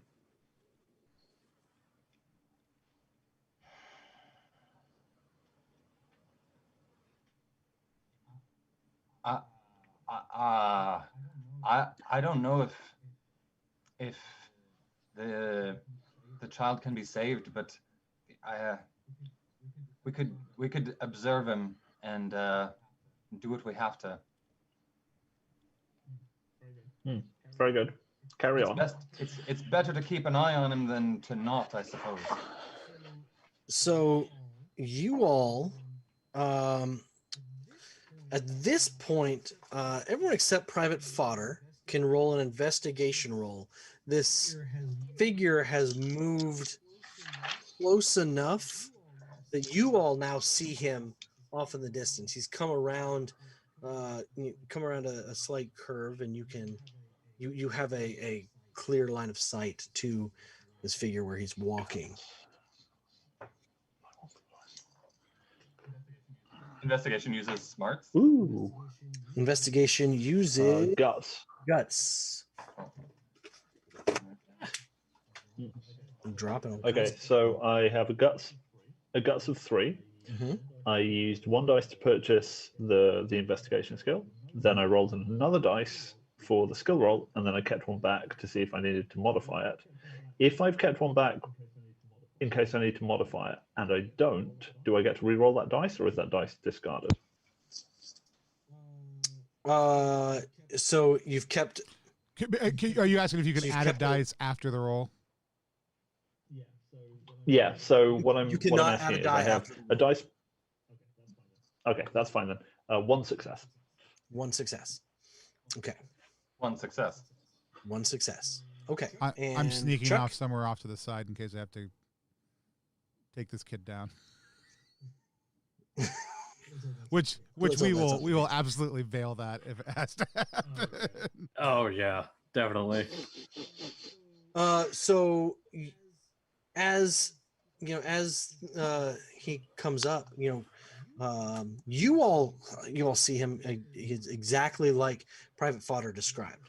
Very ethereal, very ghostly. He's got those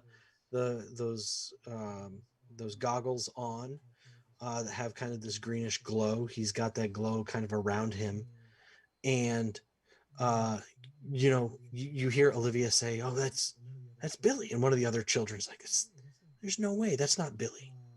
But you all notice, Lance Corporal and Lieutenant, you notice that Nurse Elise is at this point like terrified, and she says, "We need to make it to the church. We need to go to the church." What's the matter, Mademoiselle? She's like, that Billy was always a talkative, chatty boy. He would never stop talking. He had too much energy. And that Billy's not right. That Billy's that's not our Billy. She's like, I can't risk these other children. We need to go. We need to go now. This is wrong. Agreed. Gentlemen, single column, flanks on the outside, flanking maneuver, moving from the south, swing around into the church. Agreed? Yes, sir. Very good, sir. All right, let's go. I'll pick up one of the children as well. I'll pick up both of the children if I can, and just like hold them as we make our, like just pick them up, like, and just as we make our way towards the church. As someone with 3 children, all 8 or younger, like, yeah, I've definitely done that. Just like, all right, someone on the shoulders, get 2 kids under the arms, let's go. Like, get out of here. Yeah. Okay. So this church, it is kind of in the middle of town, but again, the town is not huge. You see where the steeple at one point was. It's kind of broken off. It looks extremely damaged. Looks like it's been blown off. but other than that, it's a stone structure, and it does seem to at least be, for the most part, structurally sound. Maybe the only thing in this town that is structurally sound. Um, and you all, as you approach, you notice that it does seem to have at least some interior light, some coming from within. You don't know what that is, but it's pretty plainly visible. Um, the windows themselves seem like at one point maybe they were some kind of stained or frosted glass, but they're all gone now. That's not something there. And from what you can see is the wooden doors. They're pretty heavy, especially for a structure of this size. It's not a large church, but they do seem to be damaged. They're iron banded, but there's been some rot. There's been some other kind of damage to it, but they do seem to be at least functional at this point. Okay. So what do you all do? You've made it at least this far to the church. I'd love to walk Yeah. around the outside and see if the front doors are the only way in. Like while they, like I'll work my way ahead a little bit as we get near the church and kind of do a loop of it. I'll lead everyone else. I'll lead everyone else into a covered position so we can overlook the church without being seen. From what you can see, Private Chuck, it appears as though the front doors are the only way in. Go on and roll an investigation check for me. I don't have that. And it's what? It's guts. Oh, that's all right. I'll go ahead and buy it. I'll go ahead and buy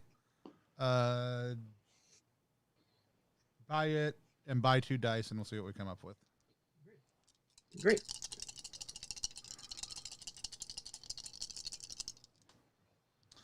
Two sixes, so 2 successes. Excellent. Yeah, you Nice. you managed to walk around, and you survey this area pretty quickly, even getting to a point where you get up to the church and you feel brave enough to like just put just the slightest amount of pressure on the doors, and the doors have some give, and you even kind of like maybe turn one of the handles. It appears as though it's unlocked. You can tell me what you want to do, but you can do it and I'll do slip it in, quietly. I'll slip inside. Okay. If you go inside, the church has a number of small candle sconces and other stands which have which illuminate this area. It's now that the sun is rising a little bit, even though the rain is pounding down outside, it's at least bright enough that through the broken window frames, the candles are providing less light than the outside is. There doesn't appear to be any electricity in here, but when you're in here, just first pass, there's not a person in here. Again, these candles do seem to be lit. It looks like maybe there were at some point people here who used these pews as sleeping places or resting places. There's tattered blankets scattered here and there, but there's also in certain areas there's dust and debris and everything. So but the candles definitely give you the implication that someone is or was here. So I'll go outside and give a low whistle to the crew. Yeah. Bird call. Kikariki, Kikariki. Bird.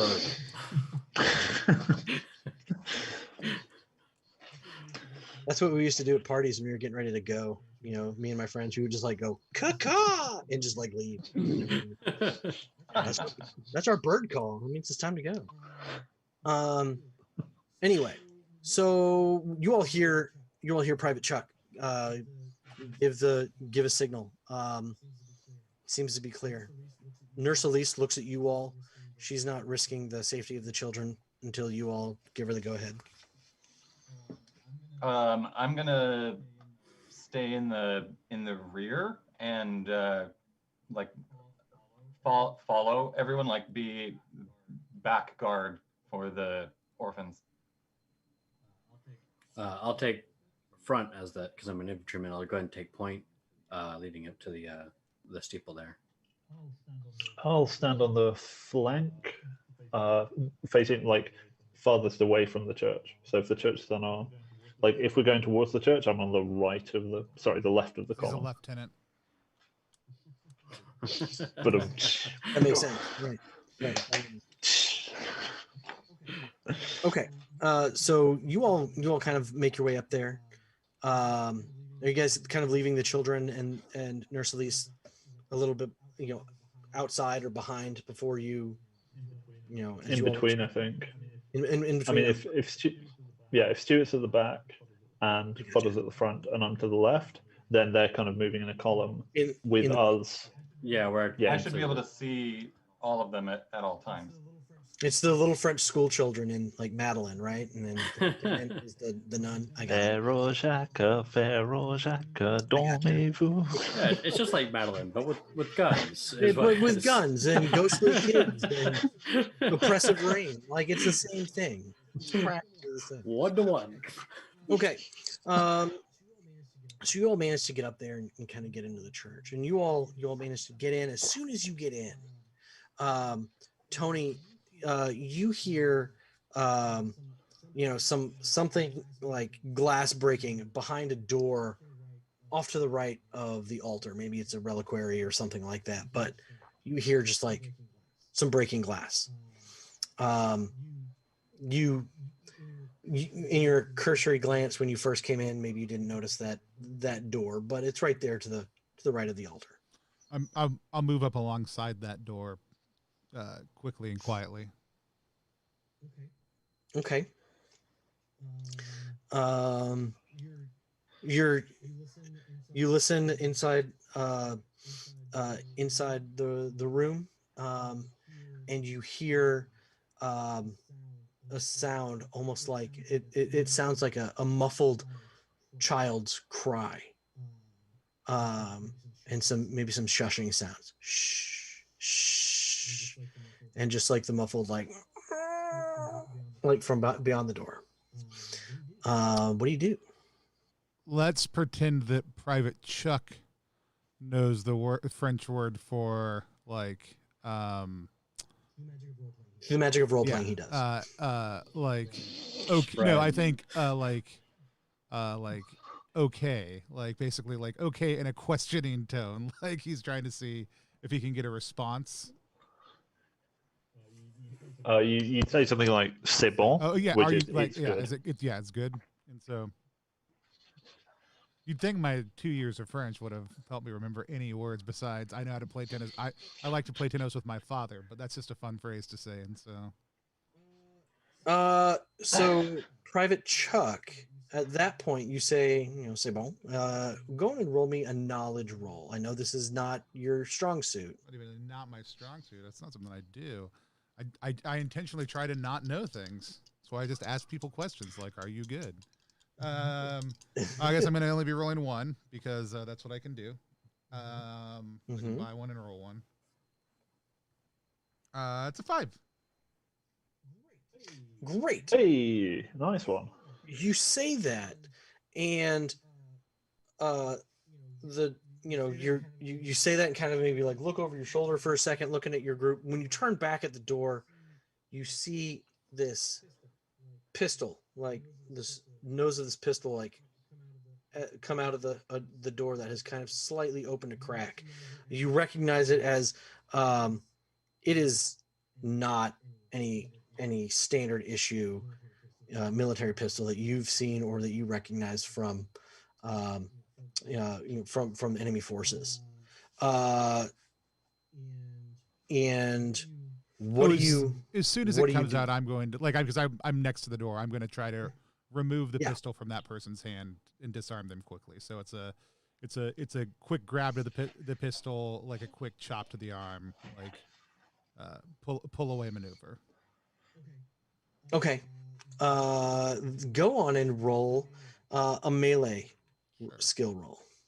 I'm gonna roll 4 for that, and it'll give me enough space for some kajiggering after the fact.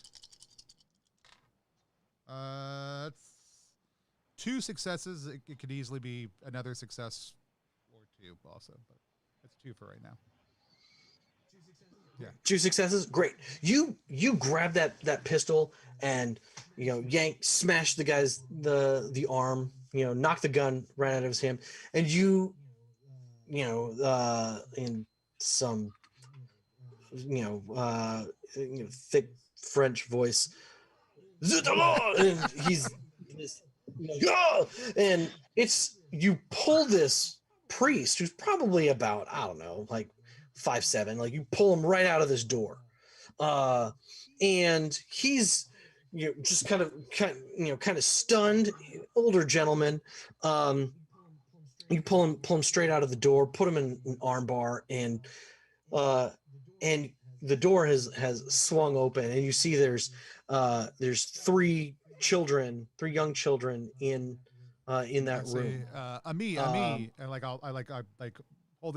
holding the weapon like in a non pistol grip hold, like just say friend. Okay, what do you all do as you see this? Private Chuck yanks his priest out of this hole. And you also hear the exclamations of the 3 children who are also in that room, who are now screaming. They say curse words in French. Yeah, they're not happy with you. Indicate to the orphans and Elise to get down. They do. Draw my Webley and point it at the priest. His hands are up. His hands are up at this point. Oh, in which case, no. I just kind of observe. And so Nurse Elise, she kind of gets down. She sees the priest and she starts crying. She will kind of scurry up, the 50 feet down the aisle to the front of the church, to the altar, and she sees the priest. He sees her. Kind of they hold each other in an embrace real quick, and she notices the 3 other children and motions for them to come out. They see her and they come out as well. She's speaking rapidly in French, and you get the impression that these 3 children, at least 2 of them, she's hugging on them. These are children that had at some point had disappeared from her group, and so they've been reconnected. What do you all do in this situation? Monty looks profoundly uncomfortable at this display of open emotion and just how un-British it is. I kind of like head nod towards the Lance Corporal because he speaks French and I don't. He's like, no. He gives me a thumbs up, and I'm like, all right, whatever. The priest, looks at you and again he's speaking French, but looking at any of you who look like they understand what he's saying. Lance Corporal, he gets the impression that you do.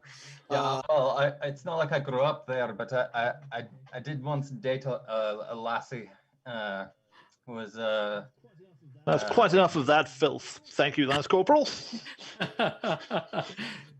Parlez-vous en anglais? Your French is good enough for government work, which is literally what you're doing. So Good enough to understand. So I'll refer to the team and say that it seems that they that these are some of the missing orphans. The priest also explains to you, he's like, we started hiding here. I hid the children here. We were in that rectory because these men, and he describes them with the brown cloaks. He's like, they've been taking the children for foul purposes. I want to make sure that that they're safe, that we're all safe. These men are terrible. How many men? A few, or are there perhaps dozens? Some of them are masked. I don't know how many there are, but they've been more active in this area. I've seen them around, coming for the children, destroying. And how many more survivors are there? I don't know. Is it just you and these three? That's all we've been able to find. I've seen some people, if anyone else is safe. I know that I can help you all. I can help you all get in touch with others. We have a telephone, but it needs to be repaired. The line is broken.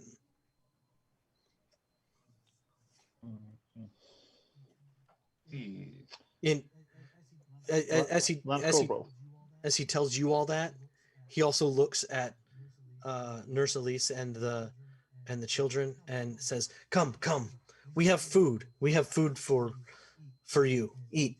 And he tells the nurse to feed the children, and he'll answer any questions that you all have. Lance Corporal, we should probably make this position defendable. Please make it so.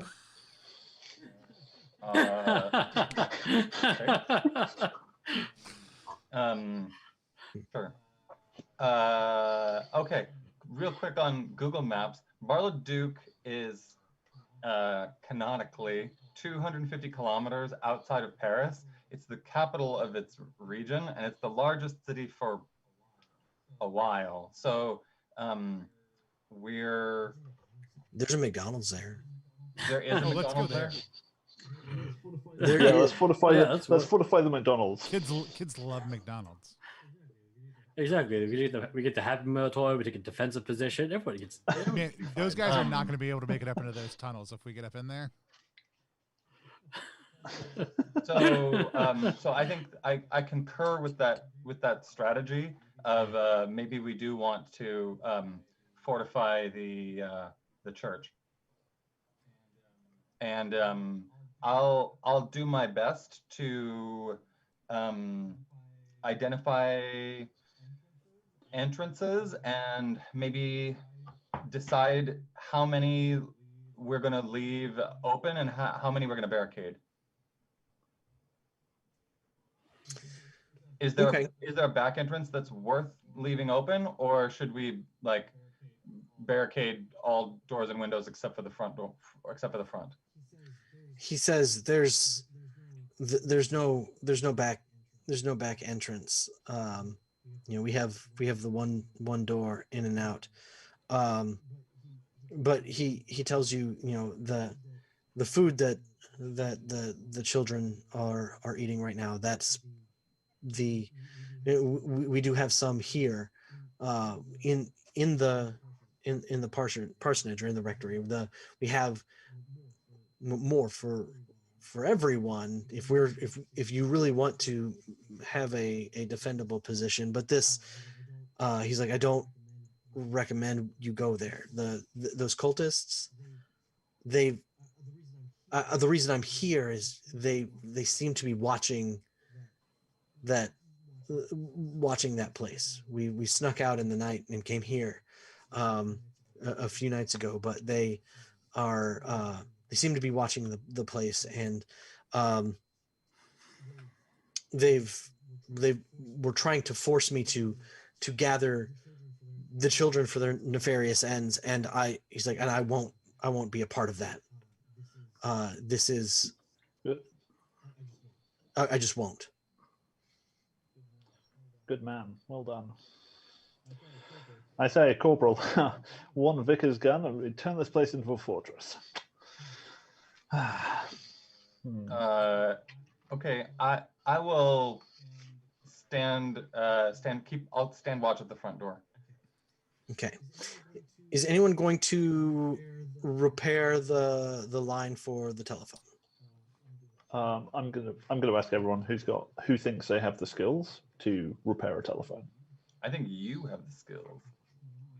I have nothing in mechanics. I mean, do I have mechanics as a skill? Yes. Do I have any points in mechanics?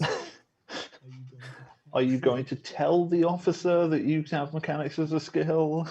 No. You're like, I have the most training out of anyone in mechanics. I'm not smart enough to know what I'm doing, but I can. That is a transmission. No, I my character is far more interested in the fact that there's a house nearby with food that all it needs is somebody to sneak into it. Like that's what he is interested in right now. Okay, I guess I could know how a phone works enough to see if I can fix that. Okay. Go on and make a mechanics roll. I'm willing to do it if someone's willing to stand guard. I don't mind. Lance Corporal? I'll give it a shot. All right. Take Private Fodder with you. That's not helpful. To guard you. He's not there to help. He's there to... Okay. He's there to die first. Don't tell him. What was that? What? Carry on. Just stand on the other end of that line and tell me if you can hear any clicking when I connect to these.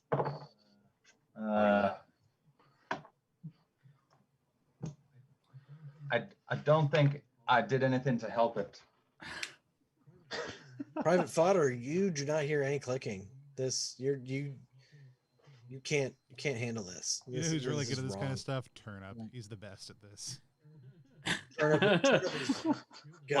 He was a phone mechanic before he came over here to fight the war, obviously. Right, absolutely. Worked for Bob Bell. Lieutenant, you have some smarts though, right? I have been known to read a book or two, yes. Did you read a book on telephones? No. Did you read the phone book? Oh well, I read a biography of Alexander Graham Bell once, and it was very interesting. In particular, what I really liked, it goes on into 5 minutes of talking about it. You can go and make that roll. I will have a go. Yeah, go on and do that. All right, so I'm going to use a dice to buy the skill. And then I'm going to keep a dice to smarts of 4. So I'm going to keep a dice in case I need a reroll or to bump it. Ooh, I'm going to reroll that using my spare dice. Ooh, even more exciting. 5 and a 6. Nice. You managed to make the connection. The phone is now reconnected. I hear a clicking noise, which is great. You heard a clicking noise.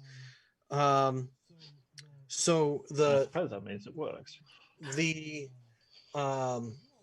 You all would be able to eventually call out. Nurse Elise is actually able to also get in touch with the people that she needed to get in touch with, and it's all connected now. Can I please make a movie reference at this point? Yes, you sure can. So hitting it, I'm like, broadsword calling Danny boy. Broadsword calling Danny boy. Come in, Danny boy. So, as this is all happening, it's taken a while. You all are kind of fortifying this area, and So, Private Chuck, go on and roll me a stealth roll. I want to see if you can get into the rectory. I mean, that's all you And- want. Okay, stealth plus a couple. All right.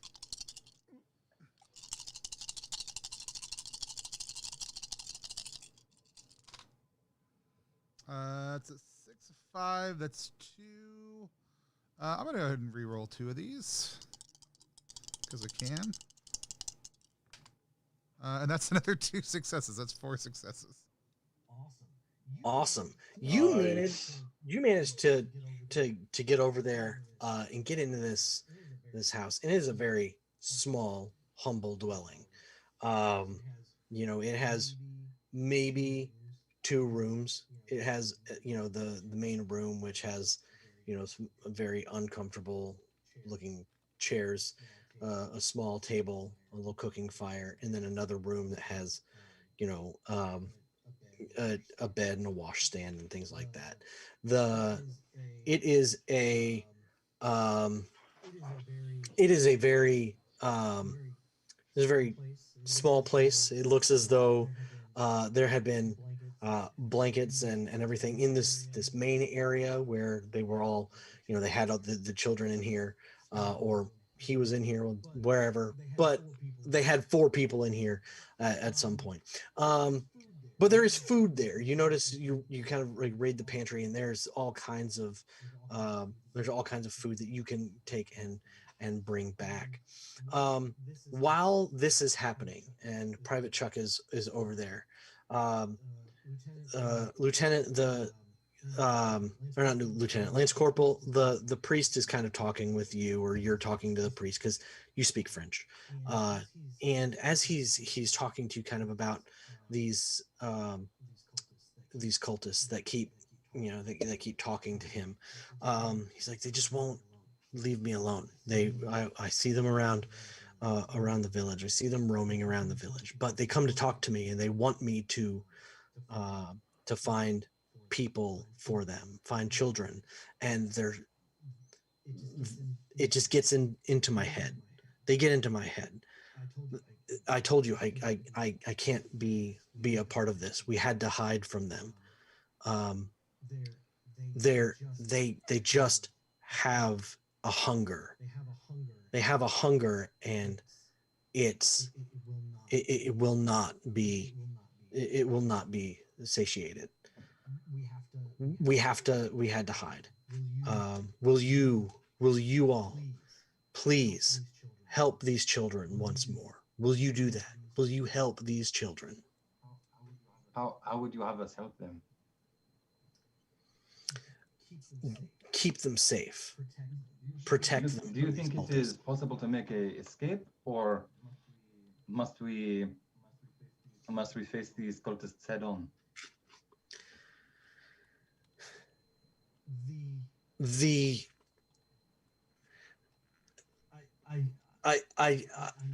I'm not sure. If the cultists could be defeated, that would be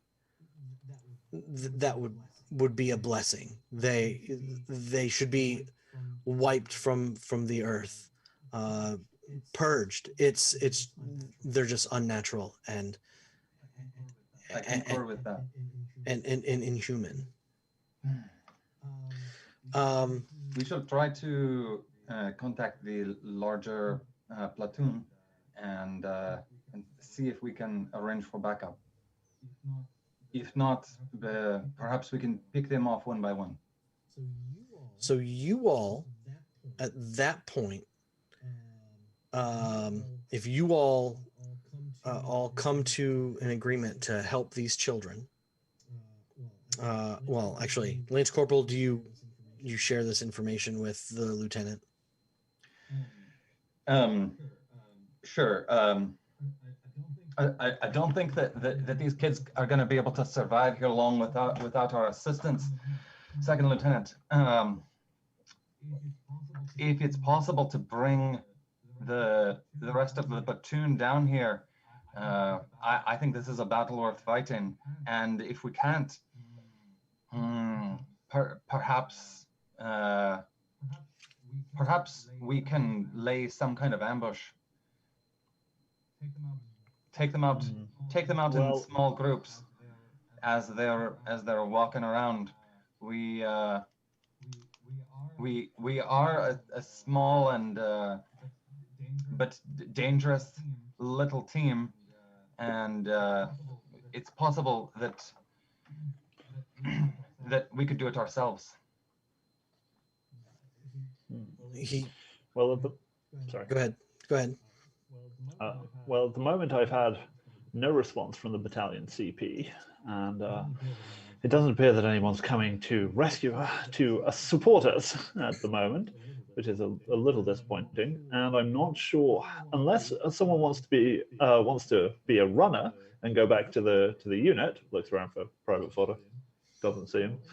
Well, in which case, I guess we're on our own, and this whole mission has, honestly, Private Lance Corporal Stewart, and keep this under your hat, has been a rather misbegotten. And, well, Did he say misbegotten? it's interesting you should say. It is interesting you should say runner, because I've always been fast, but ever since I started hearing the whispers, I've been able to travel as fast as a deer. So if there is some distance we need to cross, that is a skill that I have. in which case, Lance Corporal Stewart, if you're able, I hereby order you to return to our unit, gather them, bring them to this village. We will fortify this village against the enemy, and thus we will engage and destroy them, as the king would demand, no doubt, or at least without the king, somebody. Morality demands. The priest tells you that your assistance is your assistance is a welcomed a welcome blessing here, and he tells you that if you can ensure the safety and security of these children, you'll be doing a much better service to them than I could. I'm glad that you all have taken it upon yourselves to do this. I thank you. For this, everyone gets a decoration, which, because this mission is one part of a two-part mission, kind of, it has given you a feel for Never Going Home, kind of the mysteries and things that we have. This mission, a decoration, when it's pretty much whatever you get at the end of a mission. Everyone gets a card in this instance. Sometimes you get cards for doing others, but you all have been awarded a card. Now it is what, 11:20. Depends on where you live in the world. Yeah, I think it's at a great stopping point. Yeah. Yeah, that's actually like boom. That right there is the end of that thing. I'm going to give you just a brief synopsis of what kind of what the rest of that is. This adventure continues on. If you all play this either with your own gaming groups, or anyone who's watching or at any time is going to play this, it continues on as the unit uncovers the mysteries of this cult and the underground catacombs that are around this town, where the cultists are doing nefarious things, because that's what they do. Silly cultists. Yeah. Awesome.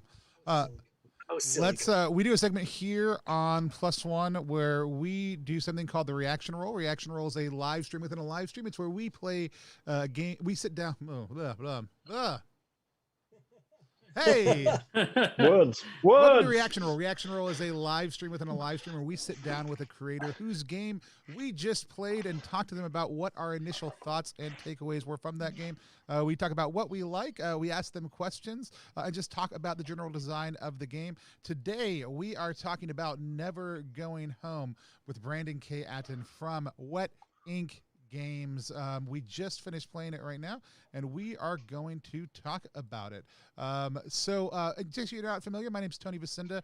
You can find me at Tony Vicinda online, and at Plus One, our hope, our desire is to help creators out there, publishers, design groups, help get their game in front of different people who might enjoy playing them. We want players to find games that they love and designers to find players who love their games. We do that by doing a mix of actual play, interviews, reviews, and previews. You can find all that at youtube.com/plus1exp, or everything we do at plus1exp.com. However, you didn't come to just hear me talk. You came to hear some of the other lovely people who just played this group. We're going to introduce you to all of our players, which we still have our character names up, so feel free to introduce your character at the same time. I played Private Chuck, who basically was a stealth stabby guy. GI, non-com, just run-of-the-mill, but really good at sneaking around and stabbing cultists in the back. Let's go over to Kieran next. Kieran, tell people who you are, where you're from, and who you played. Oh, so my name is Kieran Mathers. I'm part of the Dark Peaks Publishing. We produce D&D modules and OSR-style original games, which are available through DriveThruRPG. You can find me at Tales Peaks on Twitter, Tales of the Dark Peaks on Facebook, and if you put Tales Peaks into the DriveThruRPG or Dungeon Masters Guild search bar, you will find all of our publications there.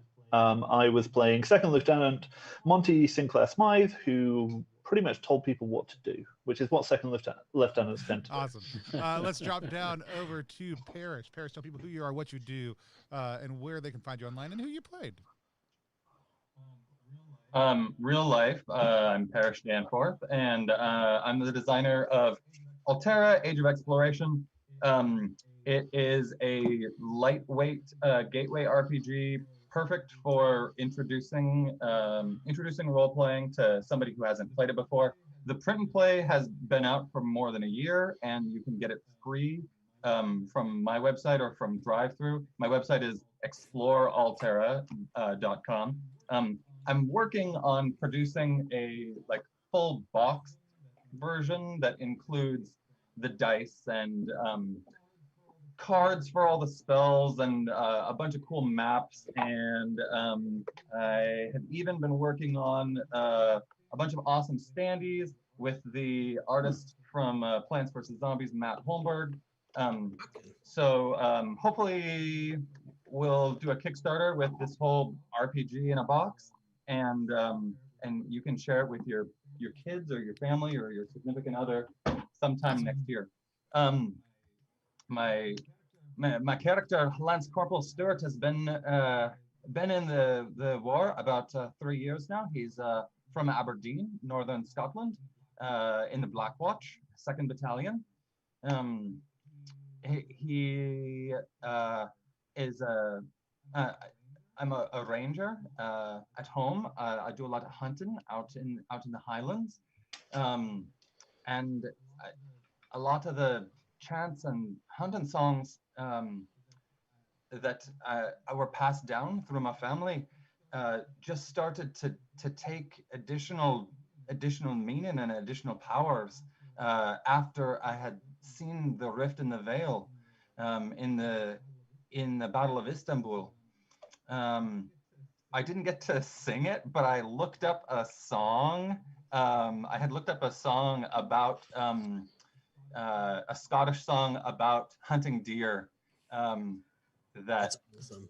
You had ready to go. Are you saying that because you're really wanting the chance to sing it right now? Because if that's the case, if you want, I if want you you want, to I will. sing If it right not, now. I'll No, just leave it at please. that. I'll just. I want to hear it. Please, go ahead. My heart's in the Highlands, my heart is not here. My heart's in the Highlands, a-chasing the deer. Chasing the wild deer and following the roe. My heart's in the Highlands, wherever I go. I made up the that tune. ancient and Woo! arcane Whatever, I language. No, it was awesome. But the poem is apparently really, really Scottish, and I just thought it fit the character really well. In that he had some cool whispers that we didn't get to try out, but one of them, Heart's Hooves, Yep. let him run at the speed of a deer. or even like make multiple multiple attacks per turn. And then I also took Healing Circle, which would have allowed me to heal the party again through some ritual chant. I was really expecting those cultists to go earlier than they would have in the initiative order. Yeah, you all made quick work of them, and I was like, well, that sucks. I got a really cool, scary game about cultists. Oh, you just stabbed him all in the back. All right, never mind. Yeah, I was like, oh, well, he's nope, and he that's gets shot. That just explains like RPG culture in general. I have this really nice story plotted out, and the player just plowed through it. So, with that said, let's hop over to Private C Fodder. Happy birthday, Dean. Dean, tell people who you are, what you do. Thank you. And who you play tonight. Well, my name is Dean Eaton. You can primarily find me on Twitter and Instagram at KeekisDean. Do you mind if I talk about the charity please stuff go ahead just real quick. Okay, so for my birthday, what I've been doing, I'll probably do just for a few more days, is I'm trying to get people to donate to either the NAACP Legal Defense Fund or the Humane Society. Now, I'm specifying just a little bit. I mean the Humane Society in general, but if you're like, you live in the UK, there's the Humane Society of the UK. If you live in America, there's the ASPCA. Anything like that would be great. Just in general, animals. Let's protect animals. So if anybody wants to, just as a nice thing for, I guess, to me, but for yourself and people who will be benefited from it, donate to those two charities or any charity, really. We should all just help people out. I understand that in the age of COVID, it's hard to pay for that kind of thing. So, donate what you can, or don't if you don't have the money. I understand.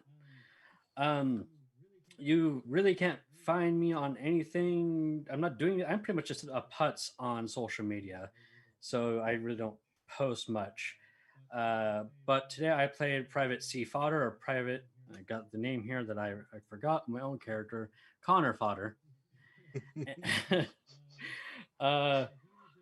He was he's just a infantryman, frontline infantryman. There's really not much to it. He's looking to go home in a few years because he just got here maybe like a year prior. So once his tour is over, he's going to go back to his home in Tennessee. Where I like to think if he lived towards the end of the war and was able to go home, he honored his second lieutenant by getting a constrictor snake, a python, if you will, that he named after his second lieutenant, that he watched over for a number of years going forward with his wife Luann. He just got a snake, and he's like, "Yeah, it's cool. I'm just gonna live in my trailer with my snake." Yeah, this is my snake. This is my Monty. This is my snake Monty. So this is some of the characters we played trudging through the countryside of France. But let's hear again from Brandon. Brandon, tell us a little bit about the game. This gives people kind of the elevator pitch about what the game is, and tell us a little bit about where it came from. Yeah, so Never Going Home. It's Eldritch Horror in the trenches of World War One. It's mission based, so you don't necessarily have to have a full campaign. You can say, okay, we're going to be, in trench warfare in this one, and then the next one you say, okay, we're going to do this session, which is trudge across the countryside of France. It really came from a sense of wanting to make a game that was relatively quick and accessible from a character creation standpoint, and mission based, so you could pick it up and say, I'm going to run this with my gaming group today, maybe in between sessions, or you could string together a bunch of missions to make a longer campaign if you really wanted to. You could run into conventions. We wanted to have that kind of feel. Now, it came from, we were all inspired by the art of the awesome Charles Ferguson Avery of Feral Indie Studios, who did all the art for an art book for a personal project of his. We just teamed up and utilized that for the core book. And then when we launched it on Kickstarter, we unlocked all kinds of other stuff. And we said, well, Charles, do you want to do some more crazy, weird art? We made some more crazy, weird rules. So let's do some stuff. And it's been a great partnership. Charles is a great guy, and it's just a fun product. I will say that there are in the game, there's one thing that we heard from a lot of people who said, yeah, this is the game that we really dive into when we want to play a horror game, or we want to do something new as a palate cleanser. One of the things they said was we want more campaigns. So we created these 3 campaign books. Our second Kickstarter for this line was for campaign dossiers, and we did Tears in the Sea, which follows a group of soldiers on a stolen U-boat, except the U-boat, the former crew of U-19 has actually, their flesh has merged with the mechanics of this grotesque submarine, and you follow through 5 interlinked missions. Tears in the Sea, it's great. There's another one called Bones in the Dust, which is really all about the Battle of Gallipoli, and in Turkey, or the Ottoman Empire at the time. And then the third one is during the Russian Revolution, and it's called Blood on the Snow.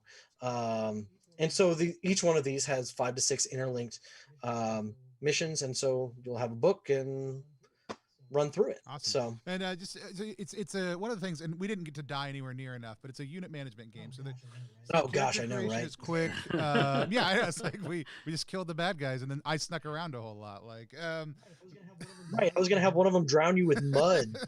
So, I know it. Looking let's forward go to back. So, It was never too late. It was never too late to just have a German machine gun pop up and just like. Turns out the priest was. I'm like, cultist okay, the new whole characters, time. guys.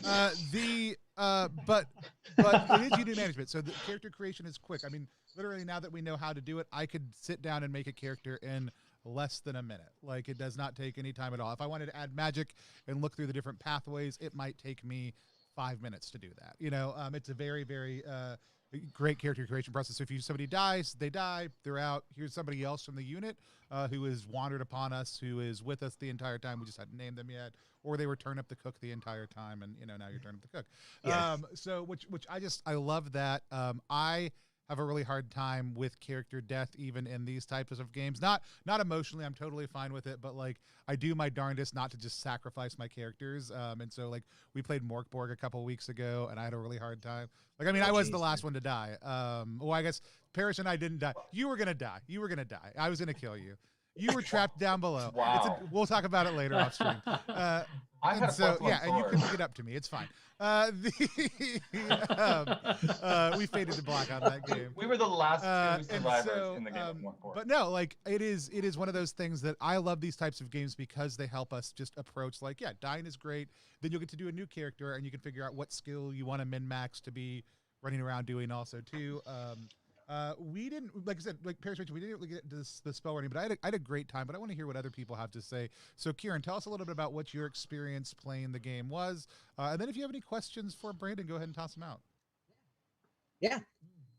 So I really enjoyed it. Like, I really enjoyed especially the mechanical element of it, because I was saying this off camera, but like the way that the mechanical element requires decisions, which are all risk and reward, but also is so easily presented that it doesn't slow the game down at all. I think that's a real strength of the system.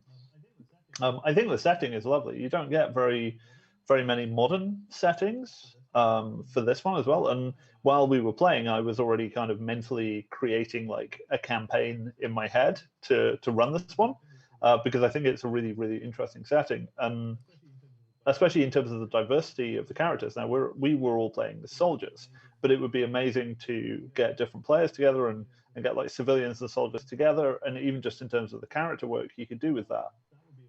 That would be a wonderful thing to play off as well. It's good that you mentioned that. So what inspired? Sorry.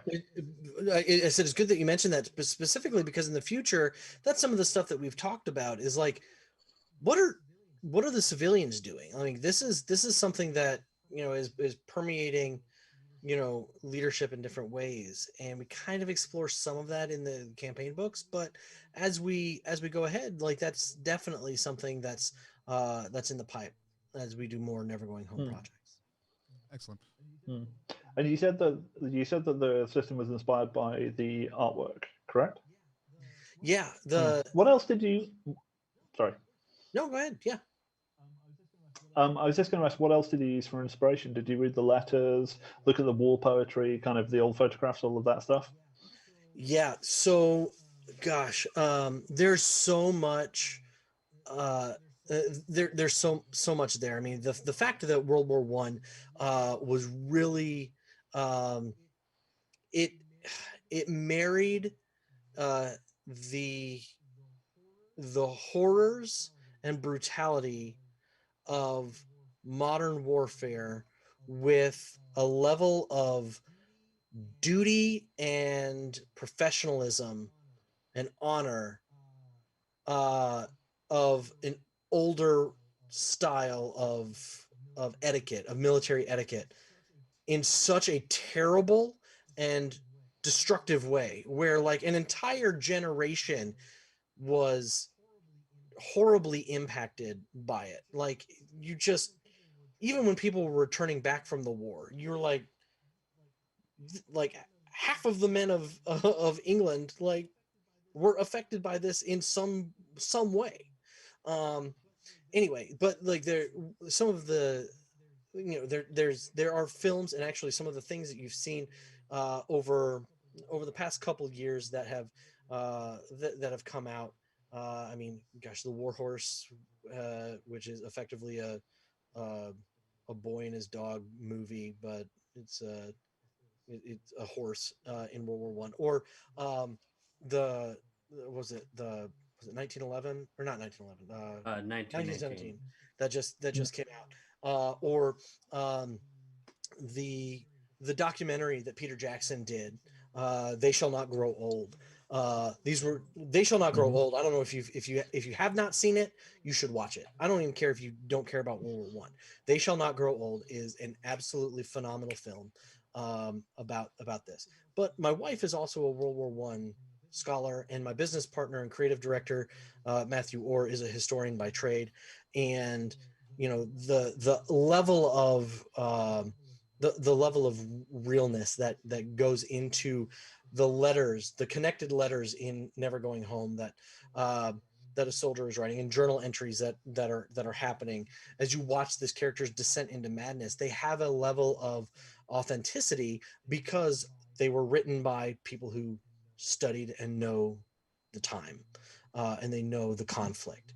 I mean, we have entire shelves of books in my house um, of like World War One photography and history. And I mean, when you're looking at like silver plate photography of the battlefields, and which are so crisp and clear, and they're just stark desolation. It looks like the moon almost, and it's stunning. So I hope that answered your question. But World War One was a terrible, terrible. The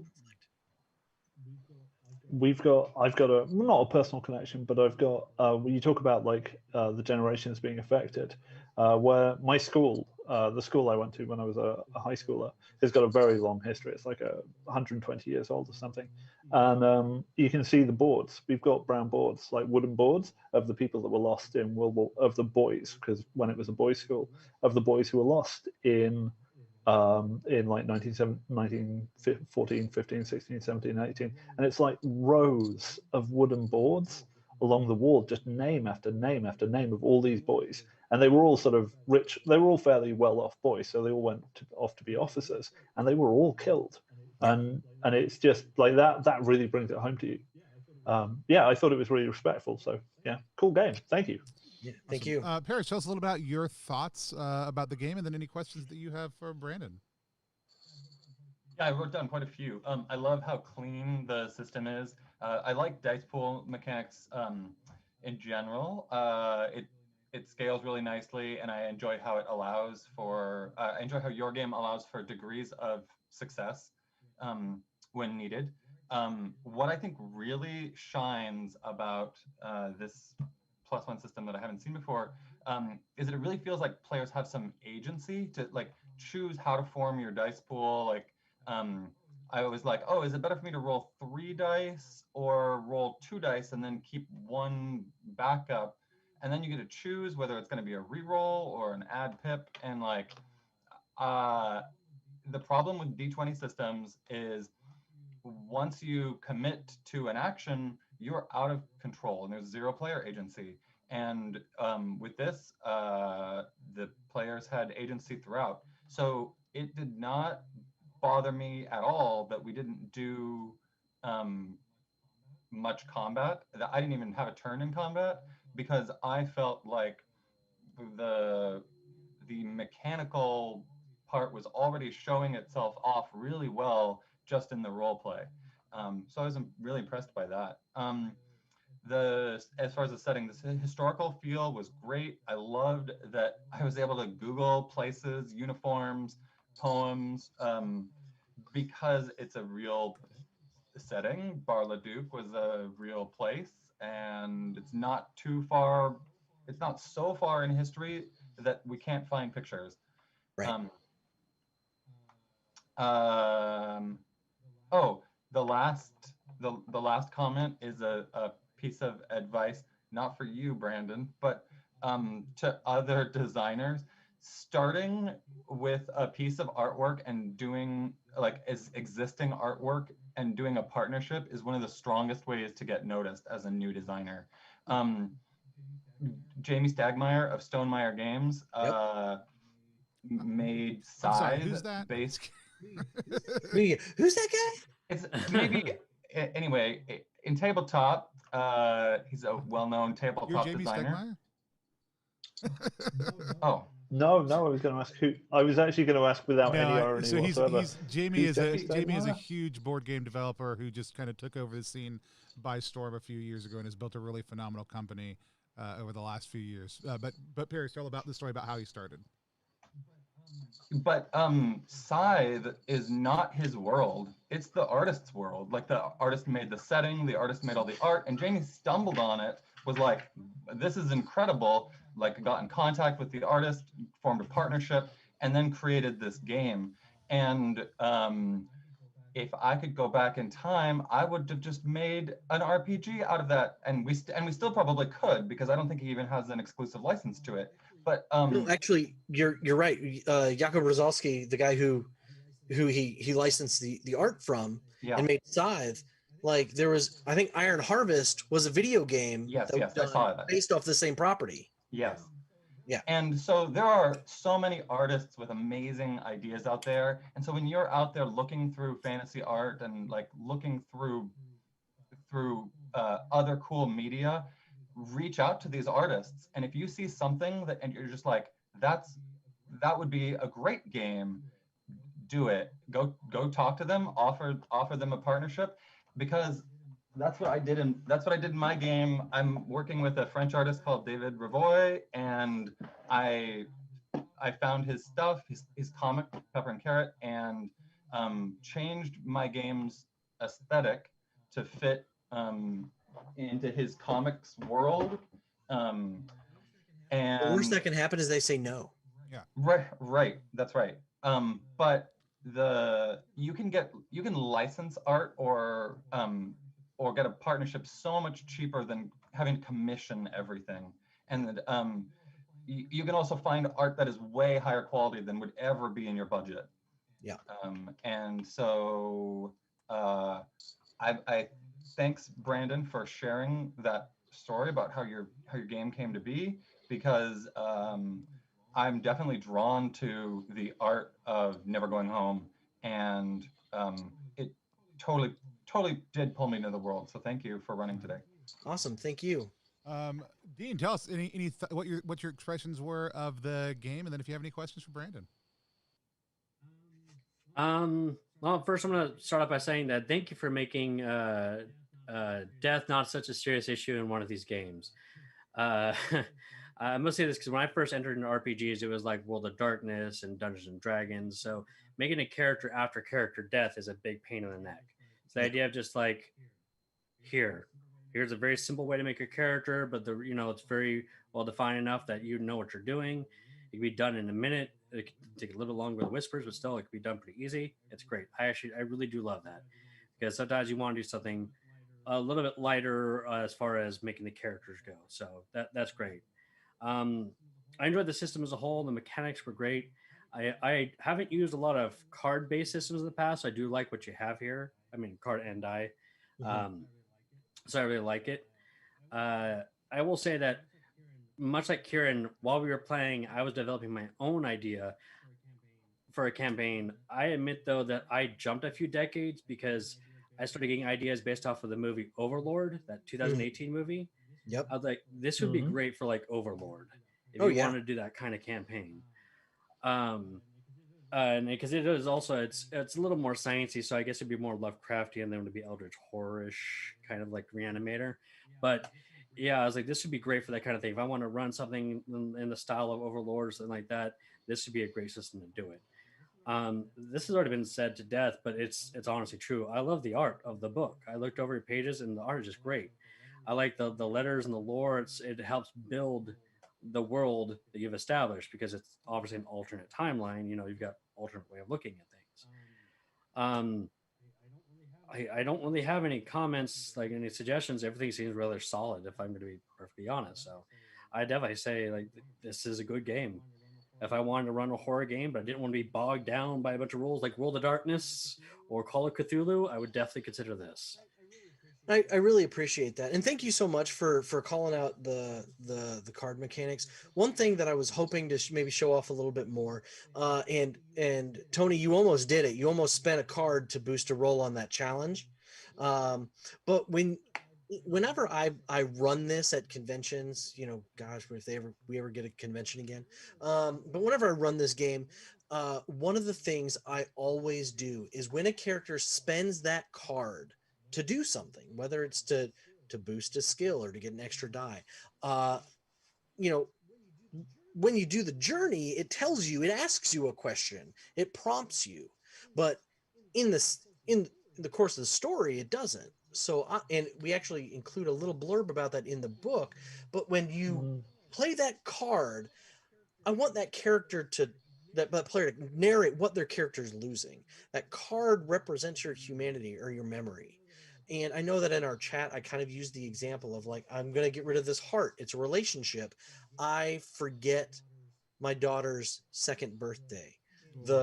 And I, beyond just like, I lost her second birthday, I want that character, that player to really buy into that character and say, the smell of the smoke when the candles were blown out, the taste of the chocolate icing that my wife painstakingly made at her request, all of that stuff you can kind of work in there, and it makes that character feel real. And then when that character is lost, if that character is lost, you feel that a little bit more. One more brief example of that: when Matthew, my partner, ran that game, ran that game at once at a convention, he had a character who was an officer, was a British officer, who would always talk about the tale of King Arthur and his knights, and he always talked about how his father, it imparted some of this knowledge on him and everything, and it kind of based his morality. Well, then at one point in the game, he lost something. He lost a card, and Matthew stopped him and interjected and said, "You forget the feel of that leather-bound book that your father would read to you. The smell of his old library just is removed from it." And so everyone at the table was just like, "Oh no!" It was a big deal because he had woven it into his character, and then all of that is gone because he needed that little bit of power. And it was just a moment where people who played the game were just like, yeah. So I don't know. You can make it yours as much as you want, and the gameplay allows for I it. could easily see playing this system in like a Cthulhu setting. I can easily see like pointing it over to a lot of other horror settings. Like the way you, I want to do it in space. I want to run cool. Alien. you know, The way that with you build it this. out, it would work for any horror system or any system really where the characters are weak versus incredibly strong forces. I mean, like it doesn't have to particularly be horror, though. Yeah. Obviously, it's lensed towards that, and I think Right. that's such a phenomenal credit to core mechanics. No, I love everything. Tell me a little bit more because we didn't really get a chance to it. Progression mostly happens through accruing extra cards, right? And then you can spend those cards to increase skills, add skills, up stats. Like you can use it to improve your character by expending those things, which I love. Tell me a little bit about corruption. Yeah, so there is an element of corruption as you draw cards throughout the game, or you do certain things. Like, for example, you all ran into that priest in the game, uh, and if you had Tony, if you had just you know with gone and shooting, gone and guns blazing, and killed a priest, and realized that you killed a priest, you get a corruption chance. And a corruption chance is you draw a card from the deck and you show it to me, and then you look at it. And if it's black, that's corruption. And we have a place on the character sheet or on the character record. In the character journal, you can see it right down here. We have these 5 little blood dots. You would just mark it off. And that's secret. So if that had been a black card, you showed it to me, would know that it's black. And at that point, we return it to the discard pile or something like that. You would have a point of corruption. Um, Now you can lean into that as much as you want. As you get more corruption, maybe when you go on the journey, you don't contribute the right cards, or you don't contribute enough, or maybe in initiative when you get to decide who goes next, and you realize, well, my lieutenant could go, or the bad guy could go. Make the bad guy go next in this order. Whatever. You can kind of manipulate that and play into it. And some of that is actually being able to have plausible deniability. It's like, oh no, I spent that card that you saw me, that Jack of Spades that you saw. No, I spent that on something else. You can kind of manipulate that until you have the party at conflict at certain points. If you ever get 5 corruption, though, at the end of the session, you just wander off into the trenches and you don't come back. You roll up a new character and that's it. So that's something that we have. There are ways to get rid of it, but for the most part, that's it. That's cool. Yeah, like I said, I deeply enjoyed it. I'll have some more thoughts coming up and a full and polished review on it. But yeah, I think it's a gorgeous game. I think, Wedding's been putting out so many really great projects over the course of the last year. Tell us a little bit more about some of the plans you guys have for the future.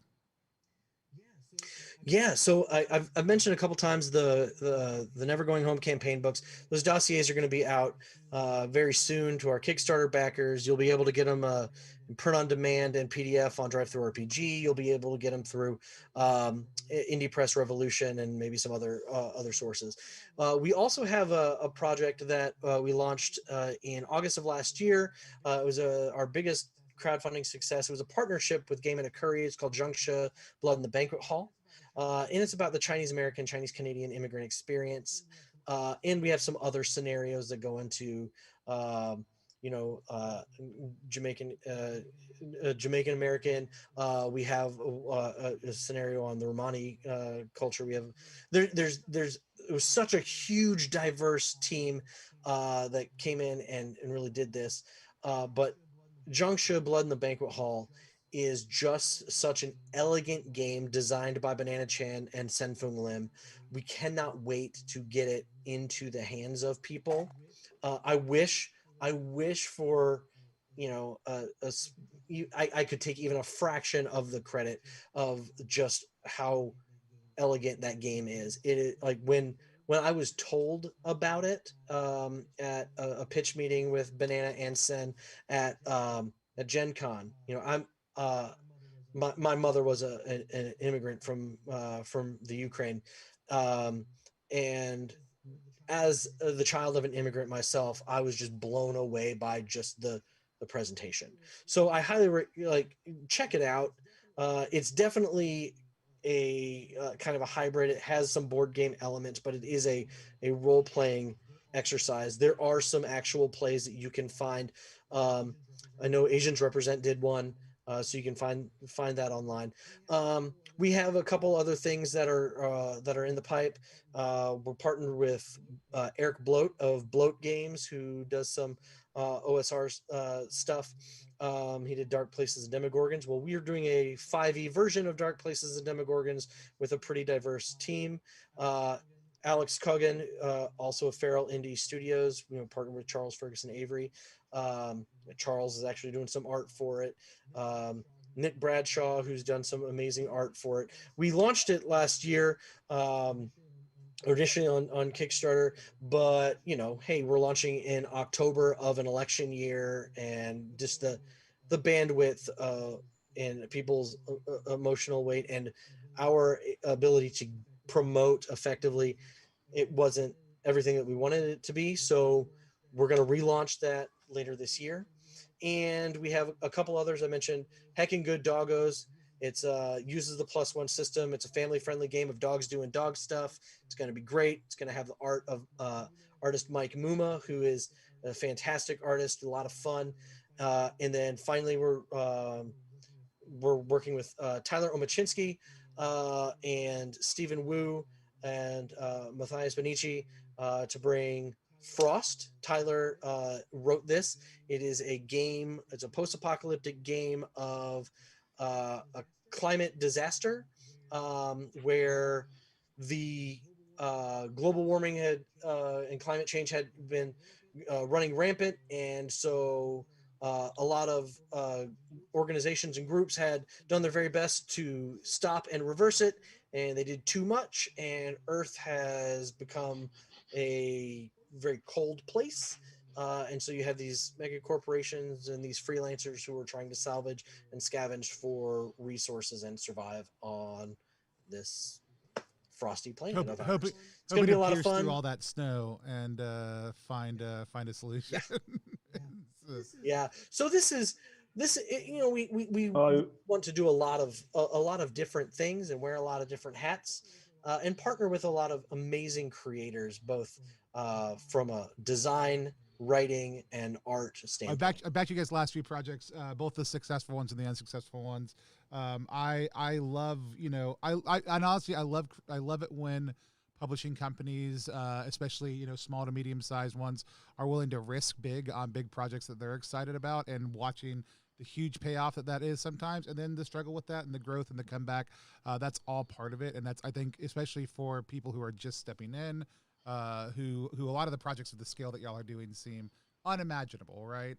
For them to see the reality of that struggle, I think, is actually incredibly helpful for early designers. So thank you for being willing to continue to take those risks, to continue to push things, and to continue to form those partnerships. I know it's really helpful for me. But we will have again a polished review about this for the next out in the next couple of weeks. I'd encourage you guys to go to the link that's been down below us the entire time. Check this out. That's the pledge manager for the last Kickstarter. What is that going to close, Brandon? You guys had a couple more weeks on that? Probably a couple more weeks. We're gonna send it to print, and then we're gonna cut it off. We'll be looking forward to sharing more with you guys from what Inc. Games has coming out. But again, until next time, just let us know if you're a designer and you want to come on and share one of your games with us, or if you're somebody who really wants to come on and play. We're always looking for more players. I mean, these guys aren't, because they just want to come on as much as they can. But everybody's busy. Everybody has different schedules. And if you ever want to hop on a stream with us, and you somebody who loves games, loves getting online, loves streaming, reach out and touch base with me. Let me know. We'd love to have you on to play games with us sometime. Also, you can find, again, everything we do at +1exp or +1exp.com. And still, I've not figured out a good way to close out streams. I came up with a good idea, like right as I was falling asleep the other night, and can't remember it. So for now, we just kind of wave at the camera until I take things off screen. Yeah, well, you wave and fade to black, right?